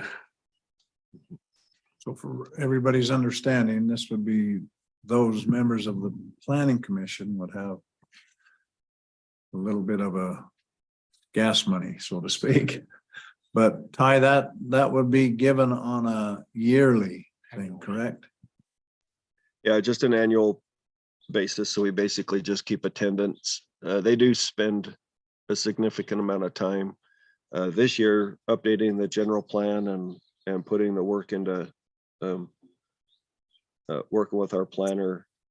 They've really demonstrated their efforts, and it's just a thank you for your time. And like the mayor said, just a little bit of gas money, and then it's just paid on an annual basis.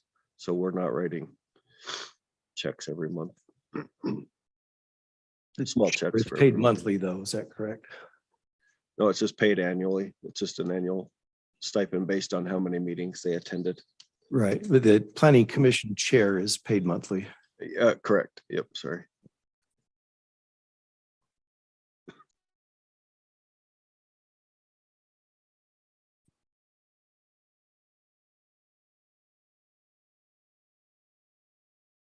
Mayor, Tony, I will make a motion that we approve of ordinance 23-07.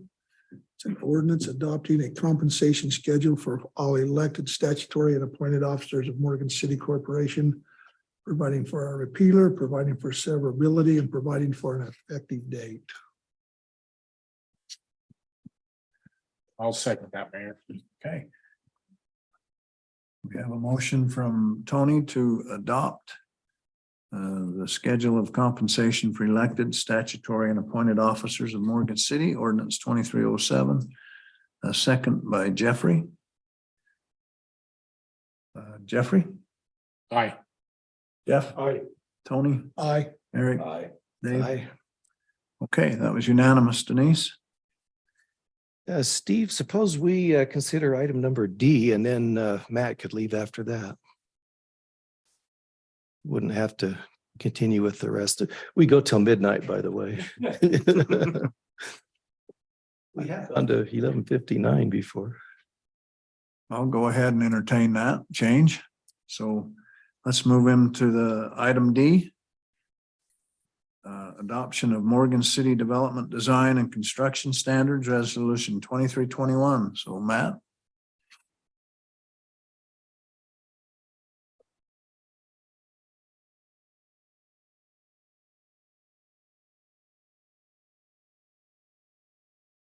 Okay. So the city standard drawings and specifications already exist, and we're just updating them at this time. We have some of the, do you want to throw that slideshow up? Maybe if I just do that, it'll make, I'll stay on track anyway.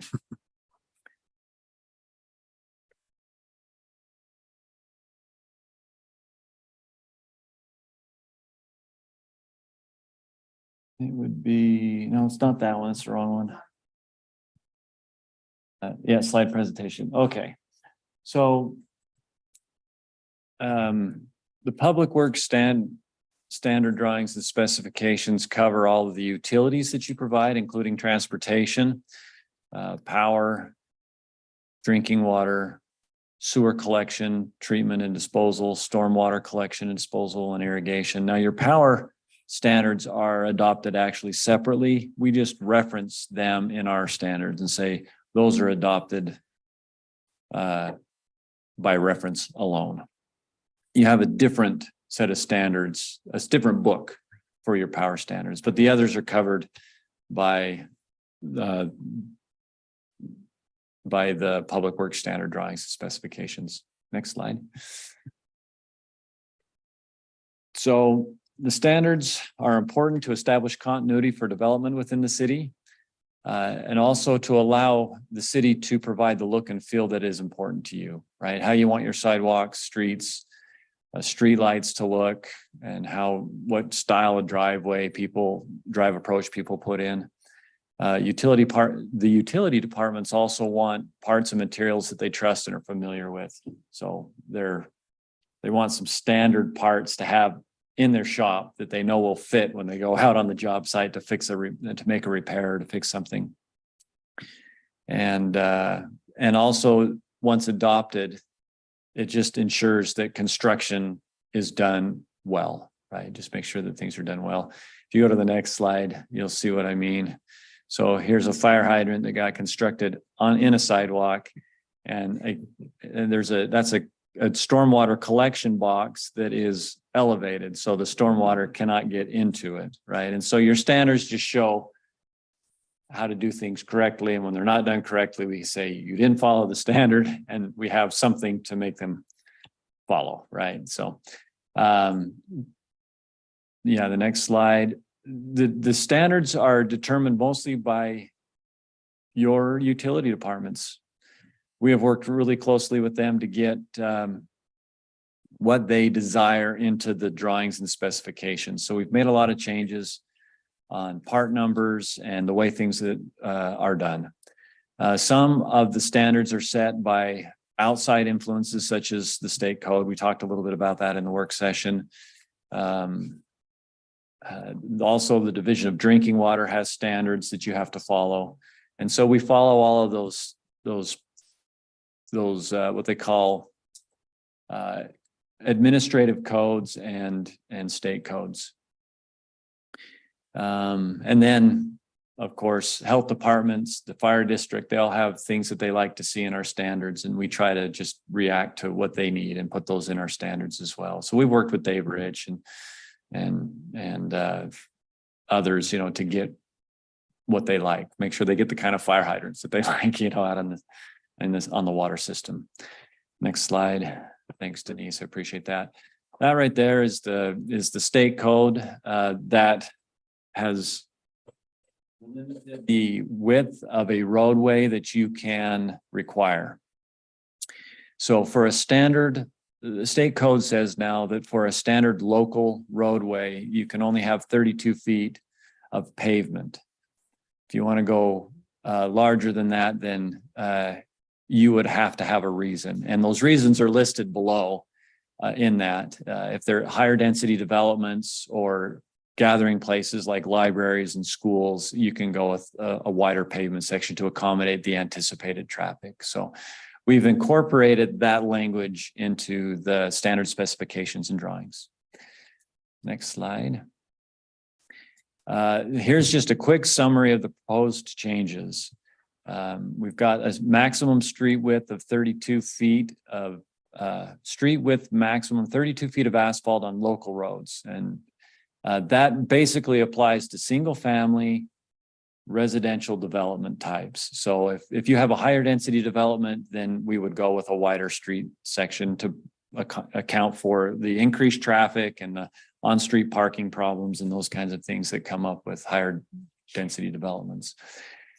We also created a new street section for the sensitive lands district to allow for sidewalk on both sides of the road in a narrower right of way. The current city ordinance, the sensitive lands ordinance allows for a 50-foot right of way, and we didn't have a standard detail for that. There was a description that just said it needs to follow the street standard, the city's standard street section, but it didn't tell us how to cram that all into a 50-foot right of way. And so we've created a drawing for that. And there are actually two different drawings. One that would, one focuses on multifamily development. So it has a wider street section and sidewalk on one side of the road, and then a single family street section that is narrower, but allows for sidewalks on both sides of the road. So you'll see, we talked about that in the work session as well. A couple of things that I want to mention. Standard sidewalk thickness. Wherever there's a driveway, we've always required extra thick sidewalk because of the vehicular flow on that sidewalk, keep it from breaking up. What we found is that in most new developments, they don't know where the driveways are going to be. And so they just build 4-inch all the way through, and then they have to come back and tear out the 4-inch and put in 6-inch. And it either doesn't get done, or they spend extra money building sidewalk twice, right, for those areas. And driveways are getting very, very wide. And so they end up taking out a lot of the sidewalk in front of the home and putting in 6-inch. So they build a 4-inch and they take it out and they put in a 6-inch once they know where the driveway is.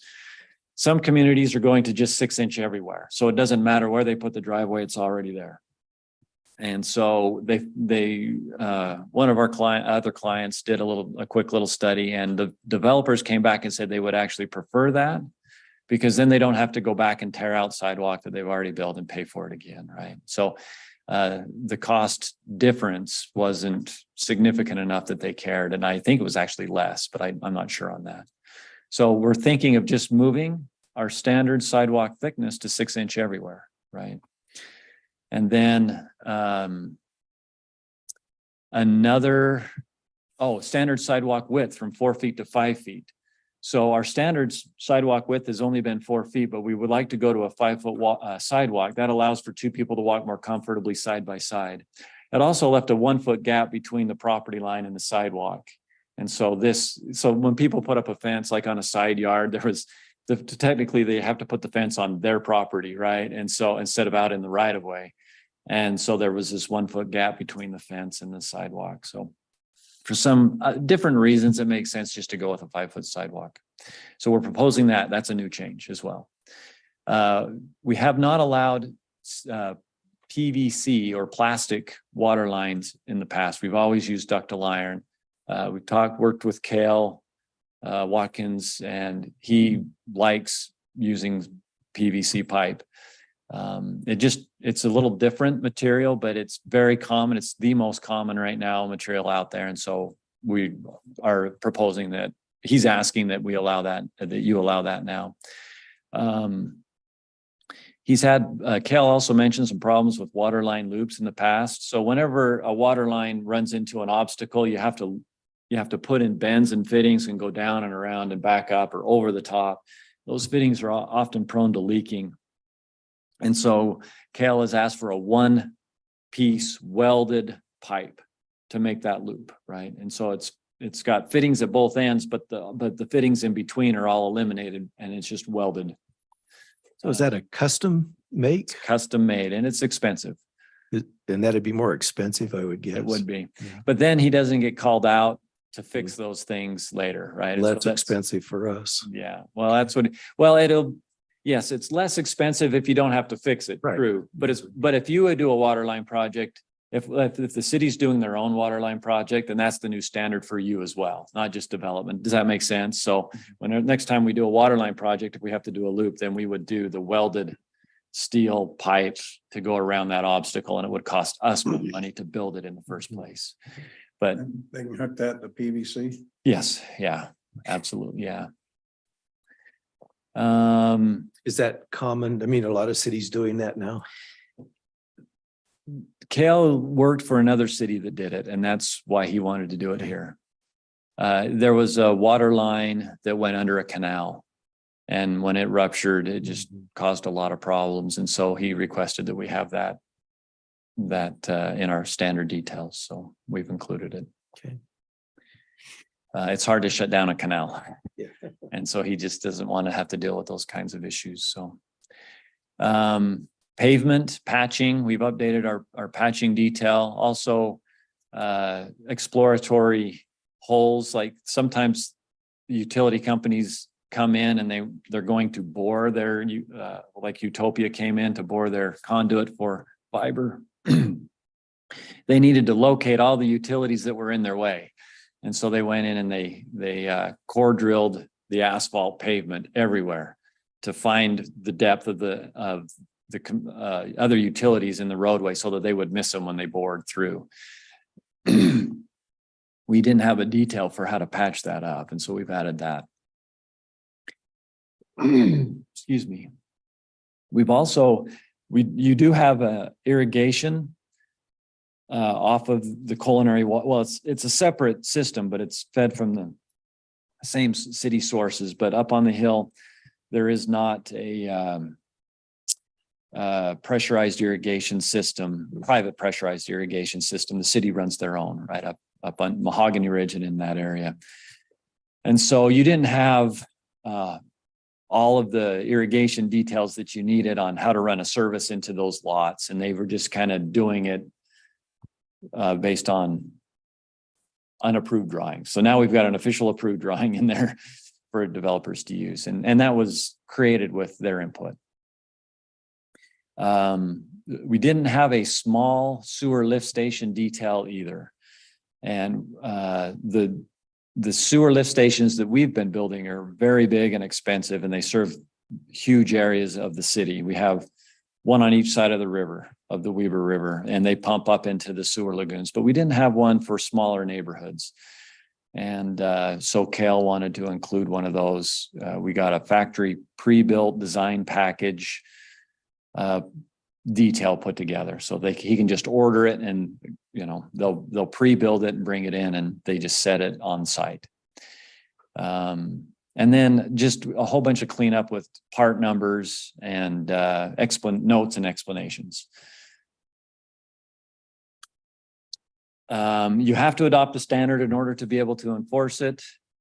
Some of the standards are set by outside influences, like we talked about, health departments, fire departments, state codes, and administrative rules. I like Dave's question. It is expensive to build those water line loops. If we adopt that, then for others to follow, we have to follow it ourselves. But it should, the point of a lot of these standards is to reduce the cost of maintenance, right? And so that's what we're hoping that we accomplish here. It sets expectations for development. When they come in, they want to look at our standards and understand what their development will need to look like, what kind of streetlights they have to use, and what kind of fire hydrants and things that are obvious, you know, that are seen, and also everything that's buried and out of the way. The utility departments like to have parts on hand for emergency. They want, if they need to go repair a fire hydrant, they want to have the right parts, right, for that. And so the standards really help with just day-to-day maintenance issues. And the vendors and suppliers that we purchase from, they like to know what our standards are. They actually keep your city standards in their shops or in their stores. And so that when, you know, a contractor calls and says, hey, I need a fitting, they go to your standards and look it up, and then they know which one to send, right? So that's really about everything. There are a lot of changes. Some of them are small and some of them are big, like the ones we talked about, especially the changes to the standard street sections. The basic concept on the street sections is to use the narrower street sections for single family or rural or agricultural type developments. And then the wider street sections will be used in multifamily, higher density developments. So there was the one street section I just want to make sure you're okay with that we talked about, and that was the one without curb. It had a really narrow street section, no curb. It just had a concrete edge. We called it a ribbon curb. It was flush with the asphalt, and that would allow water to run off of the roadway into a swale, and a 10-foot swale on the side of the road. The purpose of that was just to, I guess, take care of some stormwater. We don't have a lot of stormwater piping. We don't have a very big stormwater system. Most of the areas where we're putting the stormwater back into the ground, and that's one of the things that the state is actually encouraging now is to limit the amount of stormwater that we collect in pipes from gutters and inlet boxes and send out to the rivers and streams. And so this kind of accomplishes that. It's just a simple thing. And it also, I think, can be used to retrofit some of the older part of town that does not have sidewalk and curb and gutter already. You've just got narrower roads, and we can just put curbs, flush curbs down the side of the road, wider park strip and sidewalk in, and kind of allow for pedestrian traffic, right, in those areas where we don't have sidewalks. So if you're okay with that, we'll utilize that. And the purpose of that, again, was just to encourage some of the lower density developments, which I'm assuming you want. But you know, if a developer has to come in and build a wider roadway, the cost goes up, right?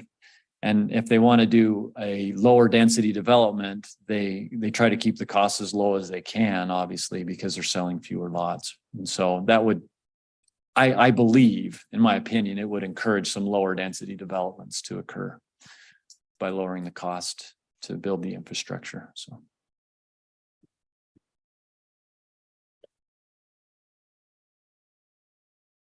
Questions for Matt? But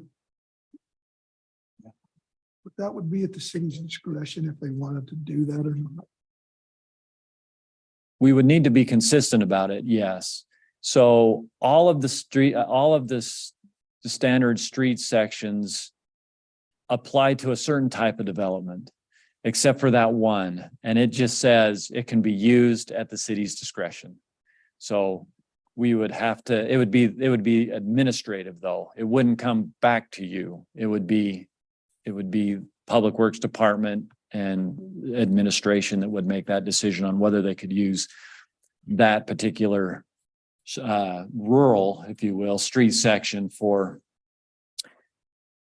agricultural or rural residential type developments. And we're talking lots that are 1 acre to 5 acre, right? And so it seems like that would make some sense to be able to have that option for very rural type, low density developments, but I just want to make sure you think about it before you adopt it. Lance talked favorable about it though, didn't he? Did, it would be nice to have that option available to development. Mhm. And I think if developers saw that, they may consider going with larger lots, right? Because if they can get an acre lot, then they don't have to put in a full curb. They can just put in a flush curb. They don't have to put in the full pavement width. And the traffic volumes associated with those types of development would fit into that section, that narrower street section, right? We still preserve the same right of way, so that if you ever have to add a lane, you could still do that, right? But the idea is that those would just be low density areas and serve 1 acre to 5 acre lots. Matt, if say the 1/4 acre developer came along and said, I'd like to use this for my subdivision, the city says no, is that being arbitrary? That's what we have to be careful about. Mhm. We have to be very careful about that. What we would tell them is no upfront, Mhm. unless there was some type of development agreement, I guess, that went into place that compensated for whatever concessions the city is making, but they would need to, at a minimum, build the 32-foot asphalt pavement section for single family residential development, or the 35-foot or larger for multifamily. And that's just the way we've written it into the standard. Yeah, and I guess that's what I'm sitting here thinking of right now is the aesthetics of, and Dave asked a question I was going to ask, and that is, yeah, could they do that in a 1/4 acre lot subdivision? I mean,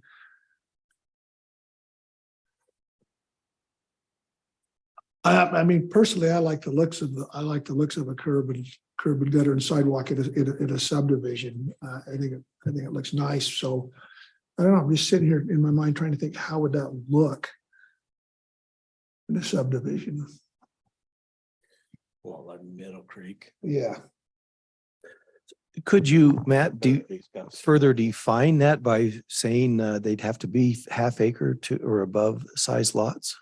We do actually on the standard, we say that, for all of the street sections, we say this street section is for single family residential development, or this street section is for multifamily, right? Or this is for rural. And the only one that we haven't really defined is the one that where we don't have the full curb section, right? Mhm. And that one just says the city can use this to encourage low density development Okay, at their discretion. Okay. Right? So well, but we got to be careful. We can't be arbitrary about it. I agree. I Yeah. agree. but encourage the low density, I think give some direction then in it. Yeah, that's all it says. It's just to encourage low density development. So would we have to define low density as far as if that situation came before us? Do you say an acre? I like this feedback. That's really good. Yeah, we could say it's specifically for the agricultural, which is 5 acre minimum lot size, or we could say for rural residential, which is 1 acre lot sizes. Now, if you adopt the 1 acre, then it obviously applies to the 5 acre, right? But if you want to bump that up to only the 5 acre, then you could do that as well and just say, we only want to use this for agricultural zones where you have a 5 acre lot and animals. And I don't know what kind of draw that would be for development. But at least you would define it. And I think we do need to. Right now, it just says low density Yeah. at the city's discretion, and that is a little vague. I agree. Yeah, and I think that's where I was going as well. Can we put that in the motion to? Dave's wordsmithing it now. But Gary, can we say an acre or up to 5 acres or whatever? Yes, yeah, the low density is defined in your general plan, but I don't think it's as low as what you're thinking. I don't think it's as low as 1 acre or 5 acres. I think it's your rural half acre. What about rural residential that Matt So it references? would be good to put that in.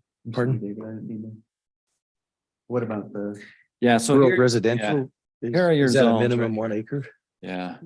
Yeah, I got a copy of your zones right here. I can hand these and you can pass them down or whatever you want, but it's table 3.1 from your ordinance 10.14.070. And so your agricultural zone, the lot size is 5 acre minimum.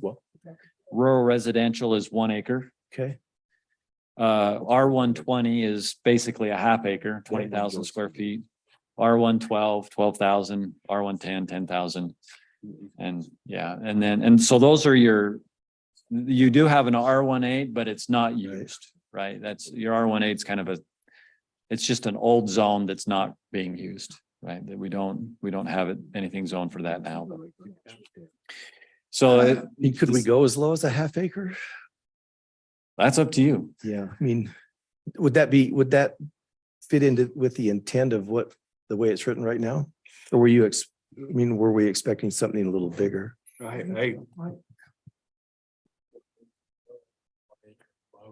Yeah, that's my thoughts. Not go down to a half acre. I'd think a lower density would be an acre. Are you on a half, Tony? I don't personally dig half acre lots anyway, but that's just my own personal feeling because Well, they're big enough, but they're too big, but not big enough. Does that make sense? So, But on that but I, rural residential, and if it's a 1 acre lot, is that considered a horse property or a mini farm or? I'm I thinking can of explain some of 400 that. What is it? 400 West. 400 West. It's the Dan Dixon lives on that street. It goes down to our water well. And they are acre lots.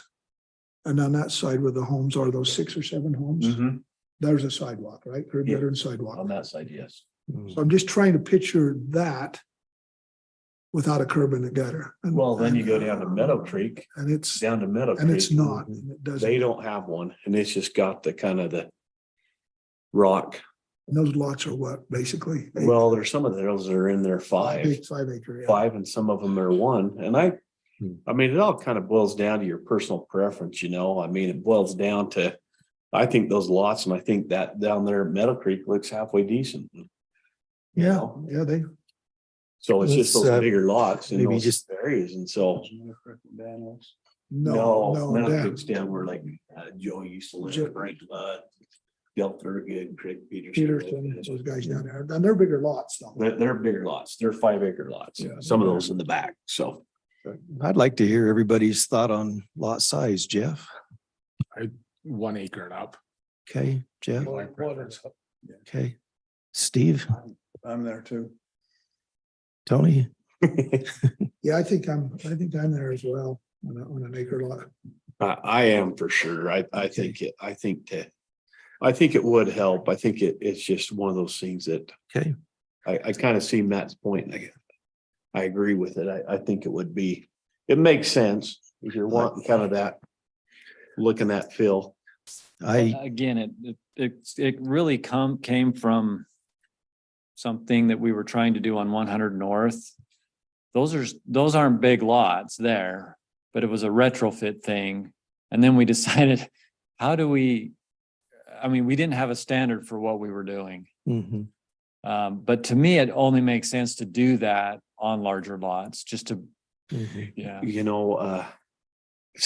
thinking back, I was in some 1 acre lot subdivision yesterday in Syracuse down there. And I don't remember there being any curb and gutter along those streets that had those 1 acre lots off of, and they did have those I call it a mini farm. Yeah. On those 1 acre lots, and they were actually, I was pretty impressed with how that whole thing was set up. It was pretty impressive. And so I think it just had a kind of, as it got into that subdivision, it did have a kind of a rural feel, but yet they were on those bigger lots, those 1 acre lots. So I really, I think that's the way to go, is your wordsmithing that, Dave. Just ask Ty, our city manager, Yeah, if he has a preference. So,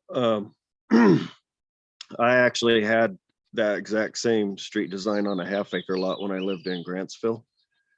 And we all had swells, but the swells had to be managed in order to function. So we've talked a lot about look and feel. But there's also a function part where there's so much hard surface on the size of a home and size of driveway that if they're putting all of that water out onto the street, it has to perform. So I think the safe bet is 1 acre. Then you don't worry so much about if it's going to function. So 1/2 acre, you can have some houses that are almost the full 1/2 acre, right? Like Yeah. that's a lot of, that's just a lot of hard surface that has to go somewhere. And, you know, most of that runs back out to the street. So now it's not only how much did the street collect, you know, RV pads, huge driveways. And I shouldn't be talking about the way it functions. That's probably Matt, but I just think it's safe to do one. We don't have a lot of proposals for 1/2 acre anyway. I think kind of like what Tony said, they're kind of a desire of the past. So That would then fit within the rural residential designation. So I think that could be a good way to deal with it. yeah, and that's already stated, right? Rules are residential or agricultural, so then you don't have to define anything. What are we calling that Yeah. part of the ordinance? I mean, what's the, This is What's the what title? we're talking about is the alternate street section, alternative, alternate. alternate? Alternate low density street section is what we're titled it. We can call it whatever you want. I like that. Alternate low density street section. So I think we could make that part of the ordinance. I think maybe Gary could correct me too, but having it in our standards is also an option that we could handle legislatively. Administratively just means, yeah, it fits our standards, we'll design to it. But if somebody's asking for concessions or part of a development agreement, and it's something that we at least know how to do it, that could be considered through a legislative action.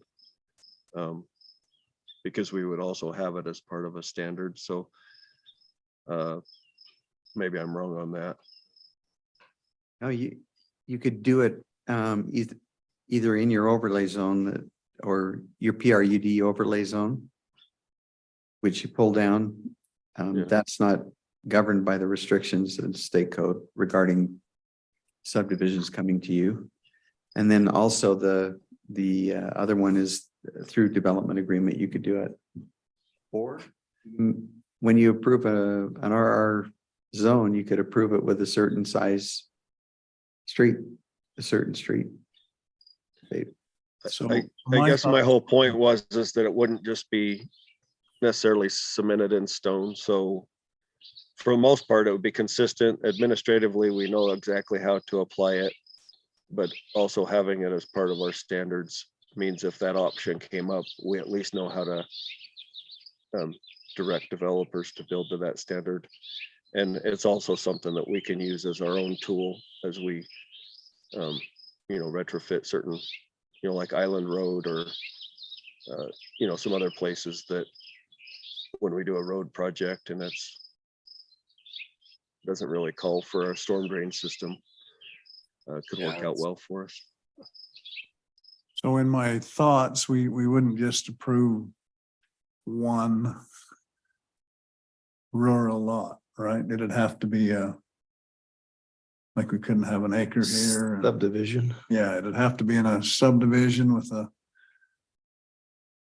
some sort of a minimum acreage. Yeah, there, logistically, you have to be able to marry each lot into the next one, right? And so it would only apply in areas where there is a continuity for that to continue. I think that'd be a bigger problem in the county than in the city. Just because of the extra space they have. Okay.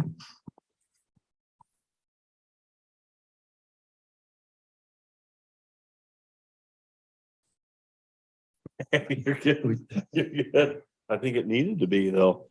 I think that was a good discussion. It needed to be discussed. Yeah. But he finds it. The bottom line of it is, I think oftentimes we need to make sure that we discuss these things, Tony, so that we can maybe get some clarity on it, so that down the road, it's always hard to see, but at least now we've got an idea of where we want to be. Yeah. Down the road. So I think it was a good discussion though. It was worth. Mayor, May, I'm concerned about the aesthetics, I guess. as much as anything. And it was a little arbitrary. I mean, you know. Yeah, I appreciate the clarification. The more clear we can be on the standards, the easier it is to apply. Yep. Right. Yep. Yeah. And Mayor, may I make another comment? Sure. So while you guys are all thinking about it, I just want to thank Matt and Jones and Associates for all their work on this. It's been a ton of work. And I do like that he pointed out that we didn't mention that in the work session, but we do try these standards out on our own projects like 100 North. And we can get a sense of how things perform, and we'll continually update this. But with Matt, just from my own perspective, you know, when I first started here, I told him I want to treat him like he's the engineer at the end of the hallway, even though we contract with the company and their company has allowed for that. And Matt's worked hand in hand with all of our management group to do these updates. And I just really appreciate that from him. It's funny because every time a development happens or developer, the first thing they say is, well, in all the other cities that I work, this is what they allow. And then of course we ask, well, you know, what other city are you talking about? And with Jones and Associates, it's different for every one of their cities because they do tailor the standards to fit the needs, the wants and needs of each community. So I just appreciate them, and it's been a lot of hours for this to get to this point. Thank you. Well, thanks, Ty. And that's the way, at least I feel, is that this is our city. A developer comes and he's able to do whatever in another city. Well, this is our city. So, thank you. Just one last comment, you know, how many 1 acre subdivisions are still available in our 3 square mile city? Although I guess we've got annexation that could include some of that, but it may not be available for that much of what's going on right for the moment.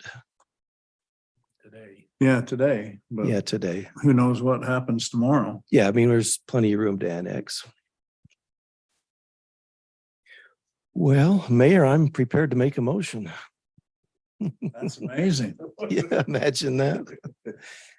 I move that we approve resolution 23-21, a resolution adopting and approving the Morgan City Development, Design and Construction Standards to include the current American Public Works Association drawing and specifications and current Morgan City standards, specifications and drawings as proposed. And also to include a rural residential zoning and above classification to the alternate low density street section of the standard. That's impressive. Yeah. You done? We got it? Okay. I'll second that. Just don't repeat it. Just don't repeat it.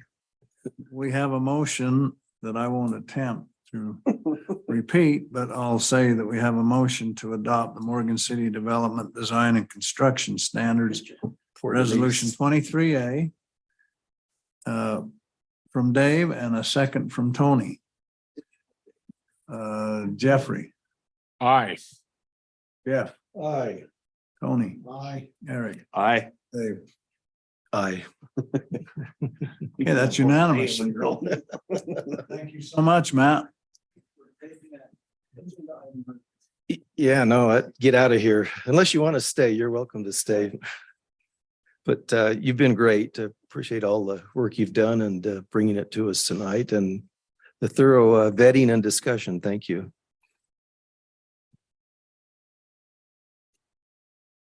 Okay.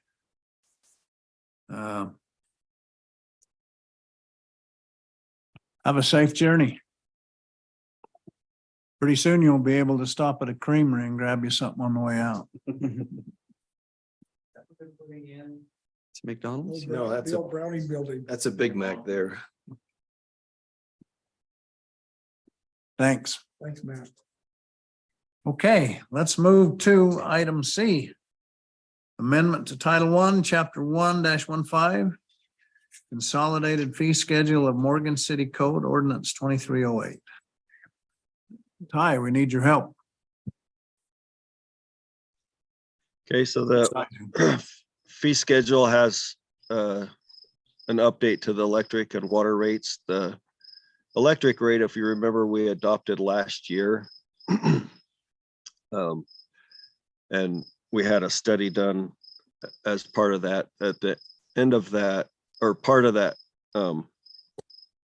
study said that we would adopt an annual adjustment in order to stay on track with the rate that we adopted. And so we applied that formula that was provided, which resulted in a 3.1 cent increase. And so that's what's reflected in the fee schedule is, I don't have the exact, but it was basically 3.1, and then it had a couple more decimal points behind it. So our cost of power has gone from 5 cents to 8 year to date. I think about 8.4 cents. And that's just common across the entire industry. It's power production just getting more and more expensive all the time. So that's the electric rate. And then the other one is the water rate that we talked about at the previous meeting when we had the water rate study. And applied those rates. Denise took the rate and applied it, or that study that we looked at and applied that same fee schedule based on option. Scratched it I think it was option 4. That used to be, um, so that's no longer there, because I think that was. Yeah. that we heard from council, and then applied it across all of the meter sizes, and then the overage rate with the 3-tier systems part of that. Then we also had just a couple of one fee schedule on planning and zoning is just for annexation. Just that request. We haven't received one yet, but we recognize the amount of work that takes to process that sort of request, but it would also include the rezone portion of that too. So that's the updated fee schedule, and we'll be looking at it again next month when we do the impact fee update. But the whole point was to have this done. Our rates are all set to July or be effective July 1st, our new budget year. Hmm. So with that, if there's any questions with me, Got a couple of questions. okay. One on electric, a couple on water. On the meter costs, page 3. Out of the 5 connection categories, we've lowered the rate, in some cases by a considerable amount. We've only raised it on 1. What would be going on there? Are you on water or power? Electric. On the meter Electric. side. It looks like So a the, flat fee now instead of Yeah, we got a fee of 270, residential pays the same as commercial. 272, but before we were paying as high as 420. I mean, it seemed like a big drop. I think he was just going off his actuals. Let Ty, do you want me to explain that? Yeah, it's, Sure. I'm trying to find. I was just talking without looking at my reference material, so I'm it needs to include. So they wanted to I'm make looking it through the packet. similar to the water rate. And the water rates, we have a cost and then plus the meter. So that's what this is. The meter rate, the meter costs go up and down. Mhm. But to install the meters and everything, Clark says it's $272 for everything, residential to commercial. And then it would be the meter cost on top of that. Oh, that makes sense. I got it. Why was The it? meter cost can change, but we don't have to bring the consolidated fee schedule back. Right, but why did it cost $420 yesterday and only $272 today? No, the meter still costs $420.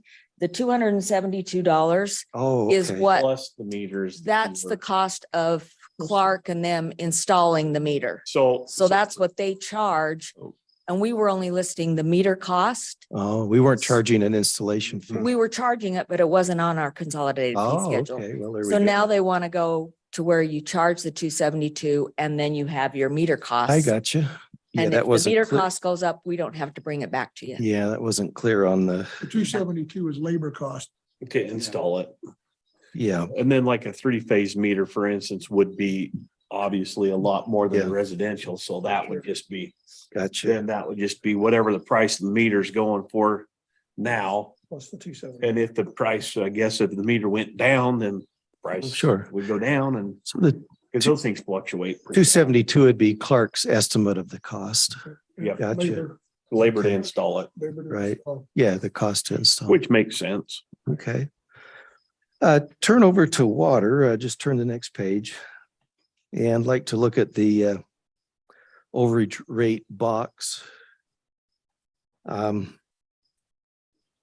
the very left column, we've got a meter size of 3/4 to 8 inches. And then we've got an overage category of 8 to 16,000, 16 to 32, and then 32 plus. Anything over the 3/4 inch has already been delivered more than your overage rates. It looks to me like for example, on the 1.5 inch, you've already received 12 or 32,000 gallons. How would you charge an overage on 8 to 16 and then 16 to 32 and so forth as you go down? It looks to me like the meter size that you're applying that overage rate to is only for the 3/4 inch line. Does Yeah, that, that's that overage rate is based off the 3/4. I think it just sets that tier at whatever. yeah, so that overage. When an overage happens, then you're right in that tier based on your usage. So if but that's a it's not 3/4 broke inch out. line, then do we have overage rates for the larger lines? We don't have a separate overage rate. It's just these overage rates, but it Well, would I mean, that not doesn't until make they, sense though. I mean, take a 1-inch line. Yep. For a base rate, we provide 16,000 gallons. And then we say to them, oh, by the way, anything over 8,000, you get paid the overage, but we've already given you 16 for the base. yeah, so on a 1-inch line in that scenario, they would start at the 1601. Their overage rate would start right in at the $5. Oh, But it's well, not then if you're broken in out that that way. left-hand column still isn't correct because that's only for a 3/4 inch line. Well, today's point, if you bump that up to a 2-inch line, if you had a 2-inch line into you, you'd already be up into the, you'd already be. You, past you your- would already use the, I mean, we would already, we will, at 2 inches, 48,000, we've already supplied the overage category. Right. And so do we have a tiered rate for the 48,000, anything above 48,000? No, it'd just be that max rate. So before we just had a flat $4 and $2. And so at whatever point they go overage based on their usage, they just be maxed out on that top tier because they've already used over 32,000. So the bottom line is, if you had a 2-inch line coming in, you'd be paying $5.50 per gallon. Yep. So you're already gonna be over your, So where are you coming up with? over 48,000. If that's the one we were looking at. Once you go over 48,000, then Okay. you'd be into overage, Ty. Yeah, you'd be paying $4.50 for thousands. Yeah, so you go a gallon over 48,000, then you're in the 550 category. Yep. Well, yeah, so like on that line size, then it just shows you if you've already used, if your meter's still red, your meter's over 32, Uh-huh. then that's the tier that you fall in right from that point. Okay. Well. Does that make it sense? Takes a little bit of an explanation, but I think ultimately we get there. Look over at the very far right column of that same overage rate schedule. No secondary water access, the overage rate. For 8,000 to 16,000, $2.85. Wouldn't that need to be higher than the base rate? Aren't we promoting conservation? Yeah, so beforehand,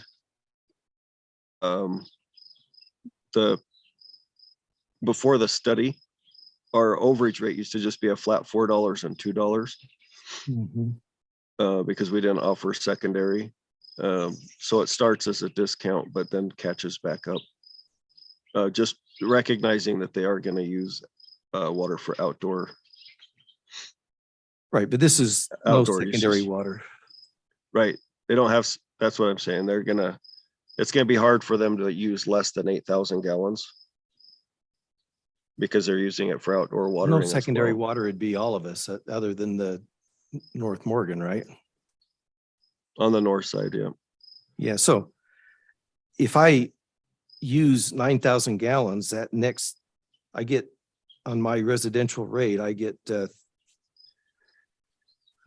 8,000 gallons for $34.72. And then for the next 1,000, I pay $2.85. Is that correct? Yeah. That's how it was structured before, but it didn't have a tier Well, then with it. where, tell me where it was that we raised for the conservation, we raised the rate, I thought before anything over the 8,000 was $8 per 1,000.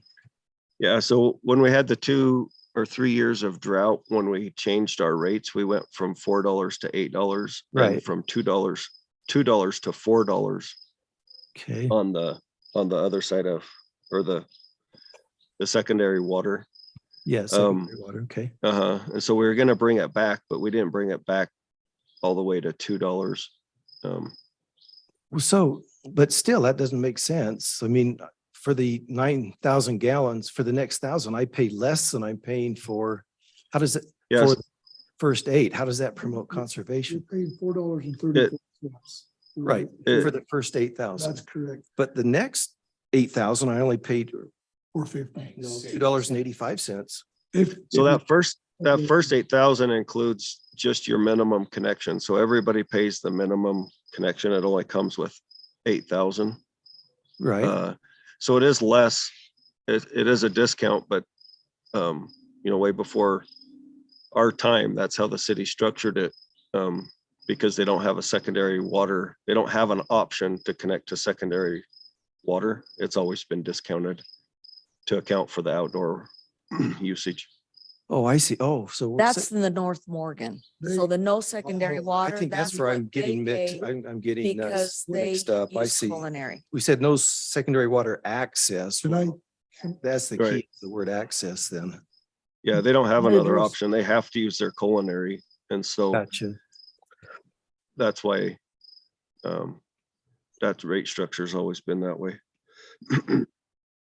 So, I could speak to that. okay, That's exactly why we did that. We realized Yeah. that anybody on the other side of the interstate Right. or the railroad, they don't have an option of hooking up to secondary water or not. They just have to use culinary in order to do their outside watering. gotcha. So I think that was- that's the, yeah. I that- think that's why we reduced that rate for them. So, That'd, but to your point, we're getting dangerously close to that 434 for the first 8,000 gallons, and now we're only 450 for. yeah, overs. so That's- that'd be my last comment. 450 isn't that much more than $4.34. That's I correct. don't think that's an incentive to conserve. So, I mean, we went as high as Um, $8 and now we're down to 450. Should that be more? We were so more for a while. so the other side of that coin is there's a vast majority of people that don't use their 8,000, but we don't credit them. They're not buying actual 8,000 gallons of water. It's the minimum Mhm. fee that everybody pays to connect. But yet It we just comes with- recognize that they have to pay for infrastructure, so that goes to. That's what the monthly fee is. It's not just, it's actually higher than the actual gallons. I mean, let's back up. Let's get to the basics. What's the purpose of an overage rate then? Yeah, so the overage rate, now we have a tiered structure. It does, Why do It we does have- why do promote we even have an conservation. overage Rate, yeah, it does promote conservation. conservation to make sure that enough is available for everyone else's So usage. the 450, I mean, is that going to promote conservation? I don't know that it does in a big way. Well, if you were to use 40,000 gallons of water to keep your lawn watered, and say in July or August, at 450, you're looking what, 180 extra dollars right there for water. That's That's less than I pay for secondary. But I'm talking about a month, 1 month. Mhm. So I mean, if that was your, I mean, this is kind of the way I look at it. So if you're looking at 4 months of doing that, or even say 3, now you're looking at $540 to keep. Right, but I think that's a different consideration. That's considering culinary versus secondary. We're considering culinary and culinary. Again, 16 cents I guess what isn't a barrier to conserve. I mean, $8 was, I mean, and we saw that, we felt it, and we recognize that we need to go back. But I'm just saying, how far back should we go to promote conservation? We still need to conserve.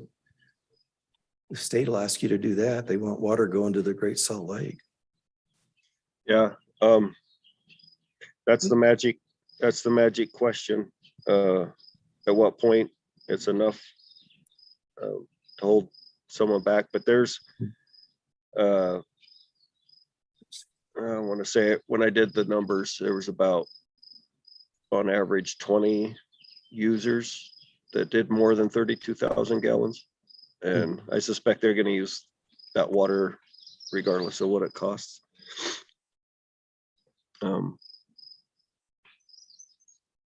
Most people are in the other ranges, and the vast majority of people are 8,000 or less. So. Mayor? Tony. I see your point there. I guess it would become sort of a personal item at $4.50 even, though if I was using culinary, I had to use culinary water and I was paying $4.50 a gallon for every 1,000. I think I would still be looking at trying to conserve as much as I could. But not like you would if it was $8. Well, I mean, well, case in point, I had my grandkids living with us during the drought. maybe. And I went to, we were using 11,000 gallons. I said, we've got to use less water. 16 cents, I wouldn't have said anything. Use what you want. That's the question. I will say that this part is the most arbitrary of the, All right, of that's, the, yes. I mean, it's simply a political question, just like when we did we just doubled the overage Yeah, that was in the drought. arbitrary. That Yeah. was totally punitive. And the rest of it is really studied. This part, it's really not, enough to adjust a budget over. It's the concept, just like you're saying, and whatever that pinch point is, it is to conserve. So we're totally open to whatever else you would suggest. We just, You know, we just went, let's not go all the way back to where we were Another argument may be we before. probably have the water this year. If there's going to be a year not to charge an excess, this might be it. And then if it gets tight next year, we make the adjustment again. Yeah, well, we can do more. It's really difficult to do analysis. So on the overage, I literally printed every month, every bill went. It wasn't even in a spreadsheet. It was It wasn't stack of what? papers on my desk. It wasn't even on a spreadsheet that I had to go through Oh, yeah. and create the tiers to find out. That's how I created the 16, 32 and 32 plus, was to see where the blocks of users, so that we didn't just have 5 users, Mhm. a rate for 5 users. And I just kind of broke it out into the most equal categories. Anyway, at least between the 8 and the first 2 tiers are that way. They're pretty even on how many people average Mhm. that usage, and then just how it's totally up to you though on if you You want to know, add Ty, to where you've that or looked not. at it and you've studied it, and one thing we know about Ty is he's thorough in his his assessment. After our discussion, do you still feel the 450 is adequate? After our discussion, I think you bring up some really good points that are probably for the council more so than me, is to kind of figure out because the overage doesn't have to be studied. It is literally just to promote conservation. Okay. And what's reasonable. 2 things to look at is, I don't know what most people, what's too much for one versus another. I like you, I don't use, I have a big enough patch of grass for my dog to use the restroom on, and Mhm. I have more rock in my yard than Geneva. So it doesn't impact me, and I wouldn't know what the pinch point would be for someone that's trying to either say, well, it's cheaper to use culinary than secondary. That's definitely a I mean, pinch that's a point. different Or- comparison, I think, than tonight. Yeah, but if our rates are that good, you know what I Yeah, I mean, mean, where yeah, people don't even have the incentive to Yeah. good switch point. over to secondary, that's one consideration. And then just how aggressive you want to be on the overage rate. We do have adequate water. I will say that if our system starts to struggle, I'll come back immediately with a recommendation like we did last time.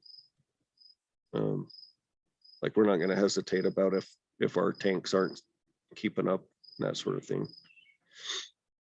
So let me just ask something. Sure. Ty, if you have availability to hook to secondary water, and then a resident that doesn't have that option, is this cost of overage, is it less than all the fees they pay for the secondary? Depends on how much water you use. Yeah, I mean, you'd have to use if you use 50 to 60,000 gallons of culinary overage in the summertime, then there's your 250 you're paying for secondary. So it depends just on how much culinary you would use in the summertime to keep your grass green. And I don't know typically what that would be. well, it would vary with every resident. Yeah, absolutely. Yeah, so Yeah, it's an individual choice thing. It doesn't fluctuate enough to impact the city budget, if that makes sense. It's literally just if water's available or not. One thing that the higher overage rate does is it helps us detect leaks. I think that's one thing we discovered when it was just $4 and $2 is there were a lot of people with leaks that just it wasn't enough money to fix your leak. So A lot of people that out- what? Had leaks in their system. had leaks, and so that's another consideration is to make sure that if your meter's running, but that's mostly on people that don't have secondary access to secondary. What? Mayor, can I?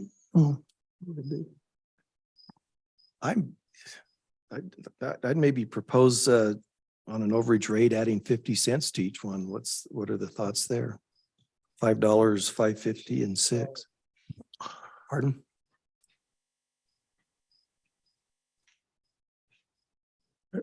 May I make a comment? So I've thought a lot about this the last couple of days. So I did a little study today. I took my city bill. I don't know if any of you have done this or not. I took a look at the increased power. And I looked at my last bill, my power usage, and I took a look at the proposed rate increase. If it was exactly the same, my power bill would go up $11.96 a month. And then I got a $3.72 water rate increase for a $15.68 a month increase in my city bill. I mean, I don't know if that's, I mean, I'm not saying we shouldn't do it. I'm just saying that people are gonna probably notice this a little bit, and it's probably something we should do. Did you get your gas bill? My gas bill, my equal payment gas bill from Questar went up to like $50 or something this last time around. I guess what I'm saying is, if 23.7%. if we, but I don't, maybe this is my bleeding heart here just a little bit, but I'm personally not interested in raising the overage rate a great deal to make people hurt a little bit more. Does that make, I mean, Oh, we you got. make them proper- conserve. Yeah, we got proper, I know it's. Especially in the year that But, property taxes and, when we, our certified tax rate, we didn't, we kept that the same. I think people are just getting hit on every side. So I guess that's why I look at this and say, I'm not necessarily too worried about it. And Dave, you make good points. You really do. But I'm just saying, is this an area where maybe we could just help out just a little bit? That's all. And then I believe, Ty, you mentioned that if we get into a drought situation, we can change this. We can change the Oh, fee schedule. yeah, we can. Anytime. So, Work in progress. So We could come back in a month and change this. It's not, Yeah. we set this thing in stone. but I'm also, I'm also admitting- points. I'm not suggesting he's not, but I'm just saying if this is just an area that we might be able to just help out a wee little bit, So- everybody I think is feeling a bit of burn. so, I'm also just admitting that it's arbitrary. It's more concept that we didn't go back to where it was, but, to Tony's point, if you're a 32,000 gallon water user and you're taking that same approach to your city bill, next month, you're also cutting that overage from, $8 to $5.50. Correct. So it's no matter what we do, I think it's a reduction in overage. It's just maybe 3 years ago or 2 years ago. So I don't know what that means. But there's some people that could still have a net decrease in their city bill based on what their So. water but- usage.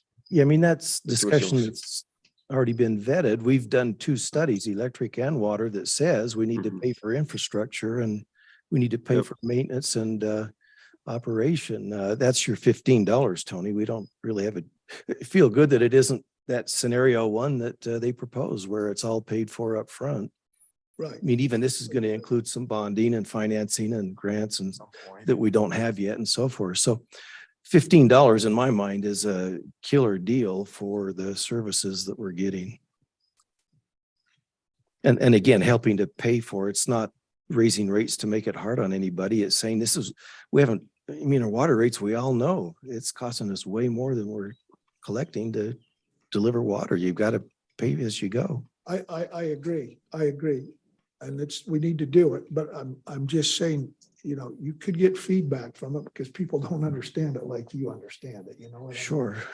We'll have to do some education. Yeah. Yeah.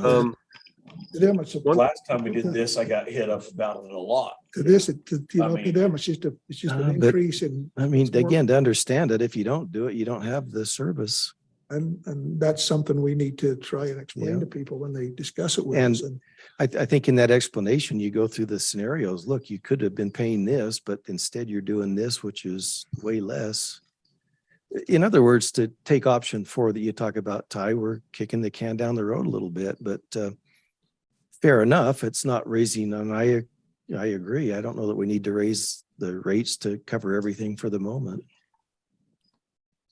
But Yeah. back to overage, that's kind of got off a little bit. Yeah, and then on overage, if I could, one other element that we didn't talk about that I always like to do is be careful of making an adjustment next year, Mhm. right after you made an adjustment. So if you feel like, you're more comfortable going 550 and 6, just to make sure next year we're not coming back and being, we got to conserve, or, Yeah, I mean, if you're basing it, that's also, yeah, that's a that's good also point. your That guys's. Yeah, in a shortage to decision. go, to go $2 is a little easier than to go 3 or 4. And my intent is not to bring anything back unless we're in a terrible situation.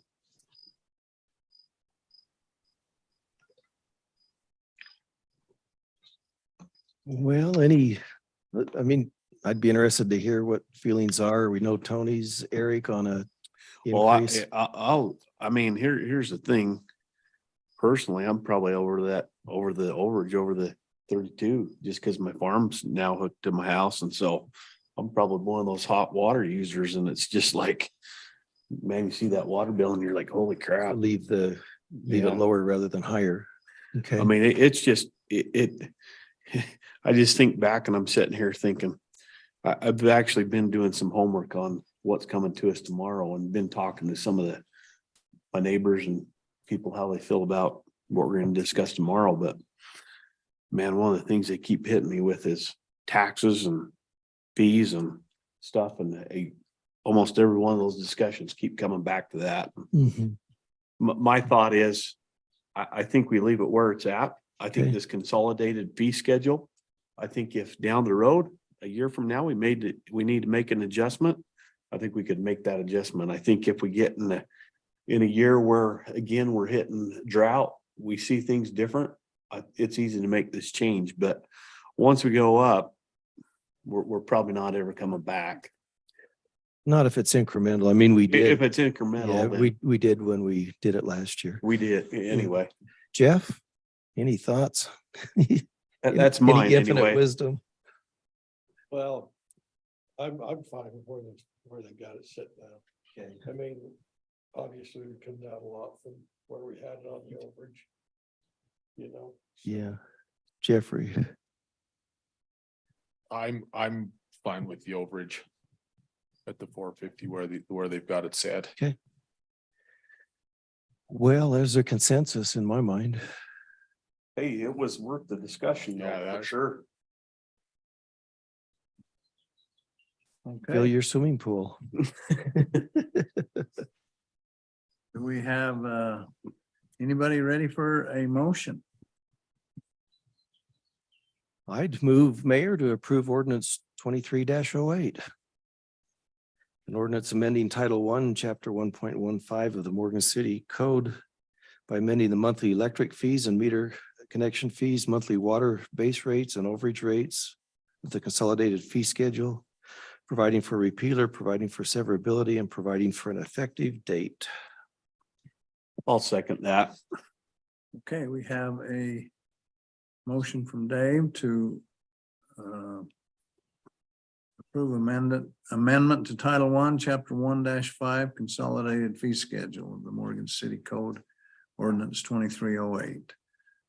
And a second by Eric. Jeffrey? Aye. Jeff? Tony? Eric? Aye. Dave? Aye. Okay, that's unanimous.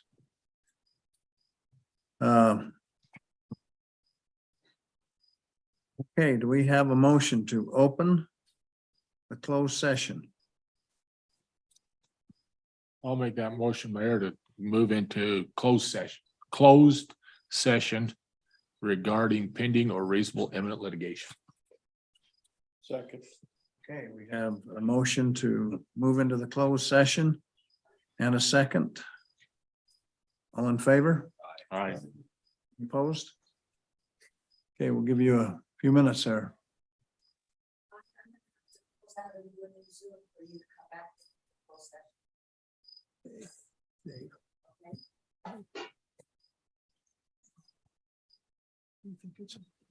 I didn't Todd? hear that. What do I do? Well, I'm gonna go out and create a closed session on Zoom, but I've got to get out of YouTube. So I'll send It's you not a streamed. new link. Oh, okay, and then but I can still participate. Yeah. On Zoom, okay. It'd be best if you were just here and not sick, but hey, you know. Hey, I could still be there. It's just We don't want you here. exactly. That's why I'm outside, is my own family won't share air with me, so. Okay,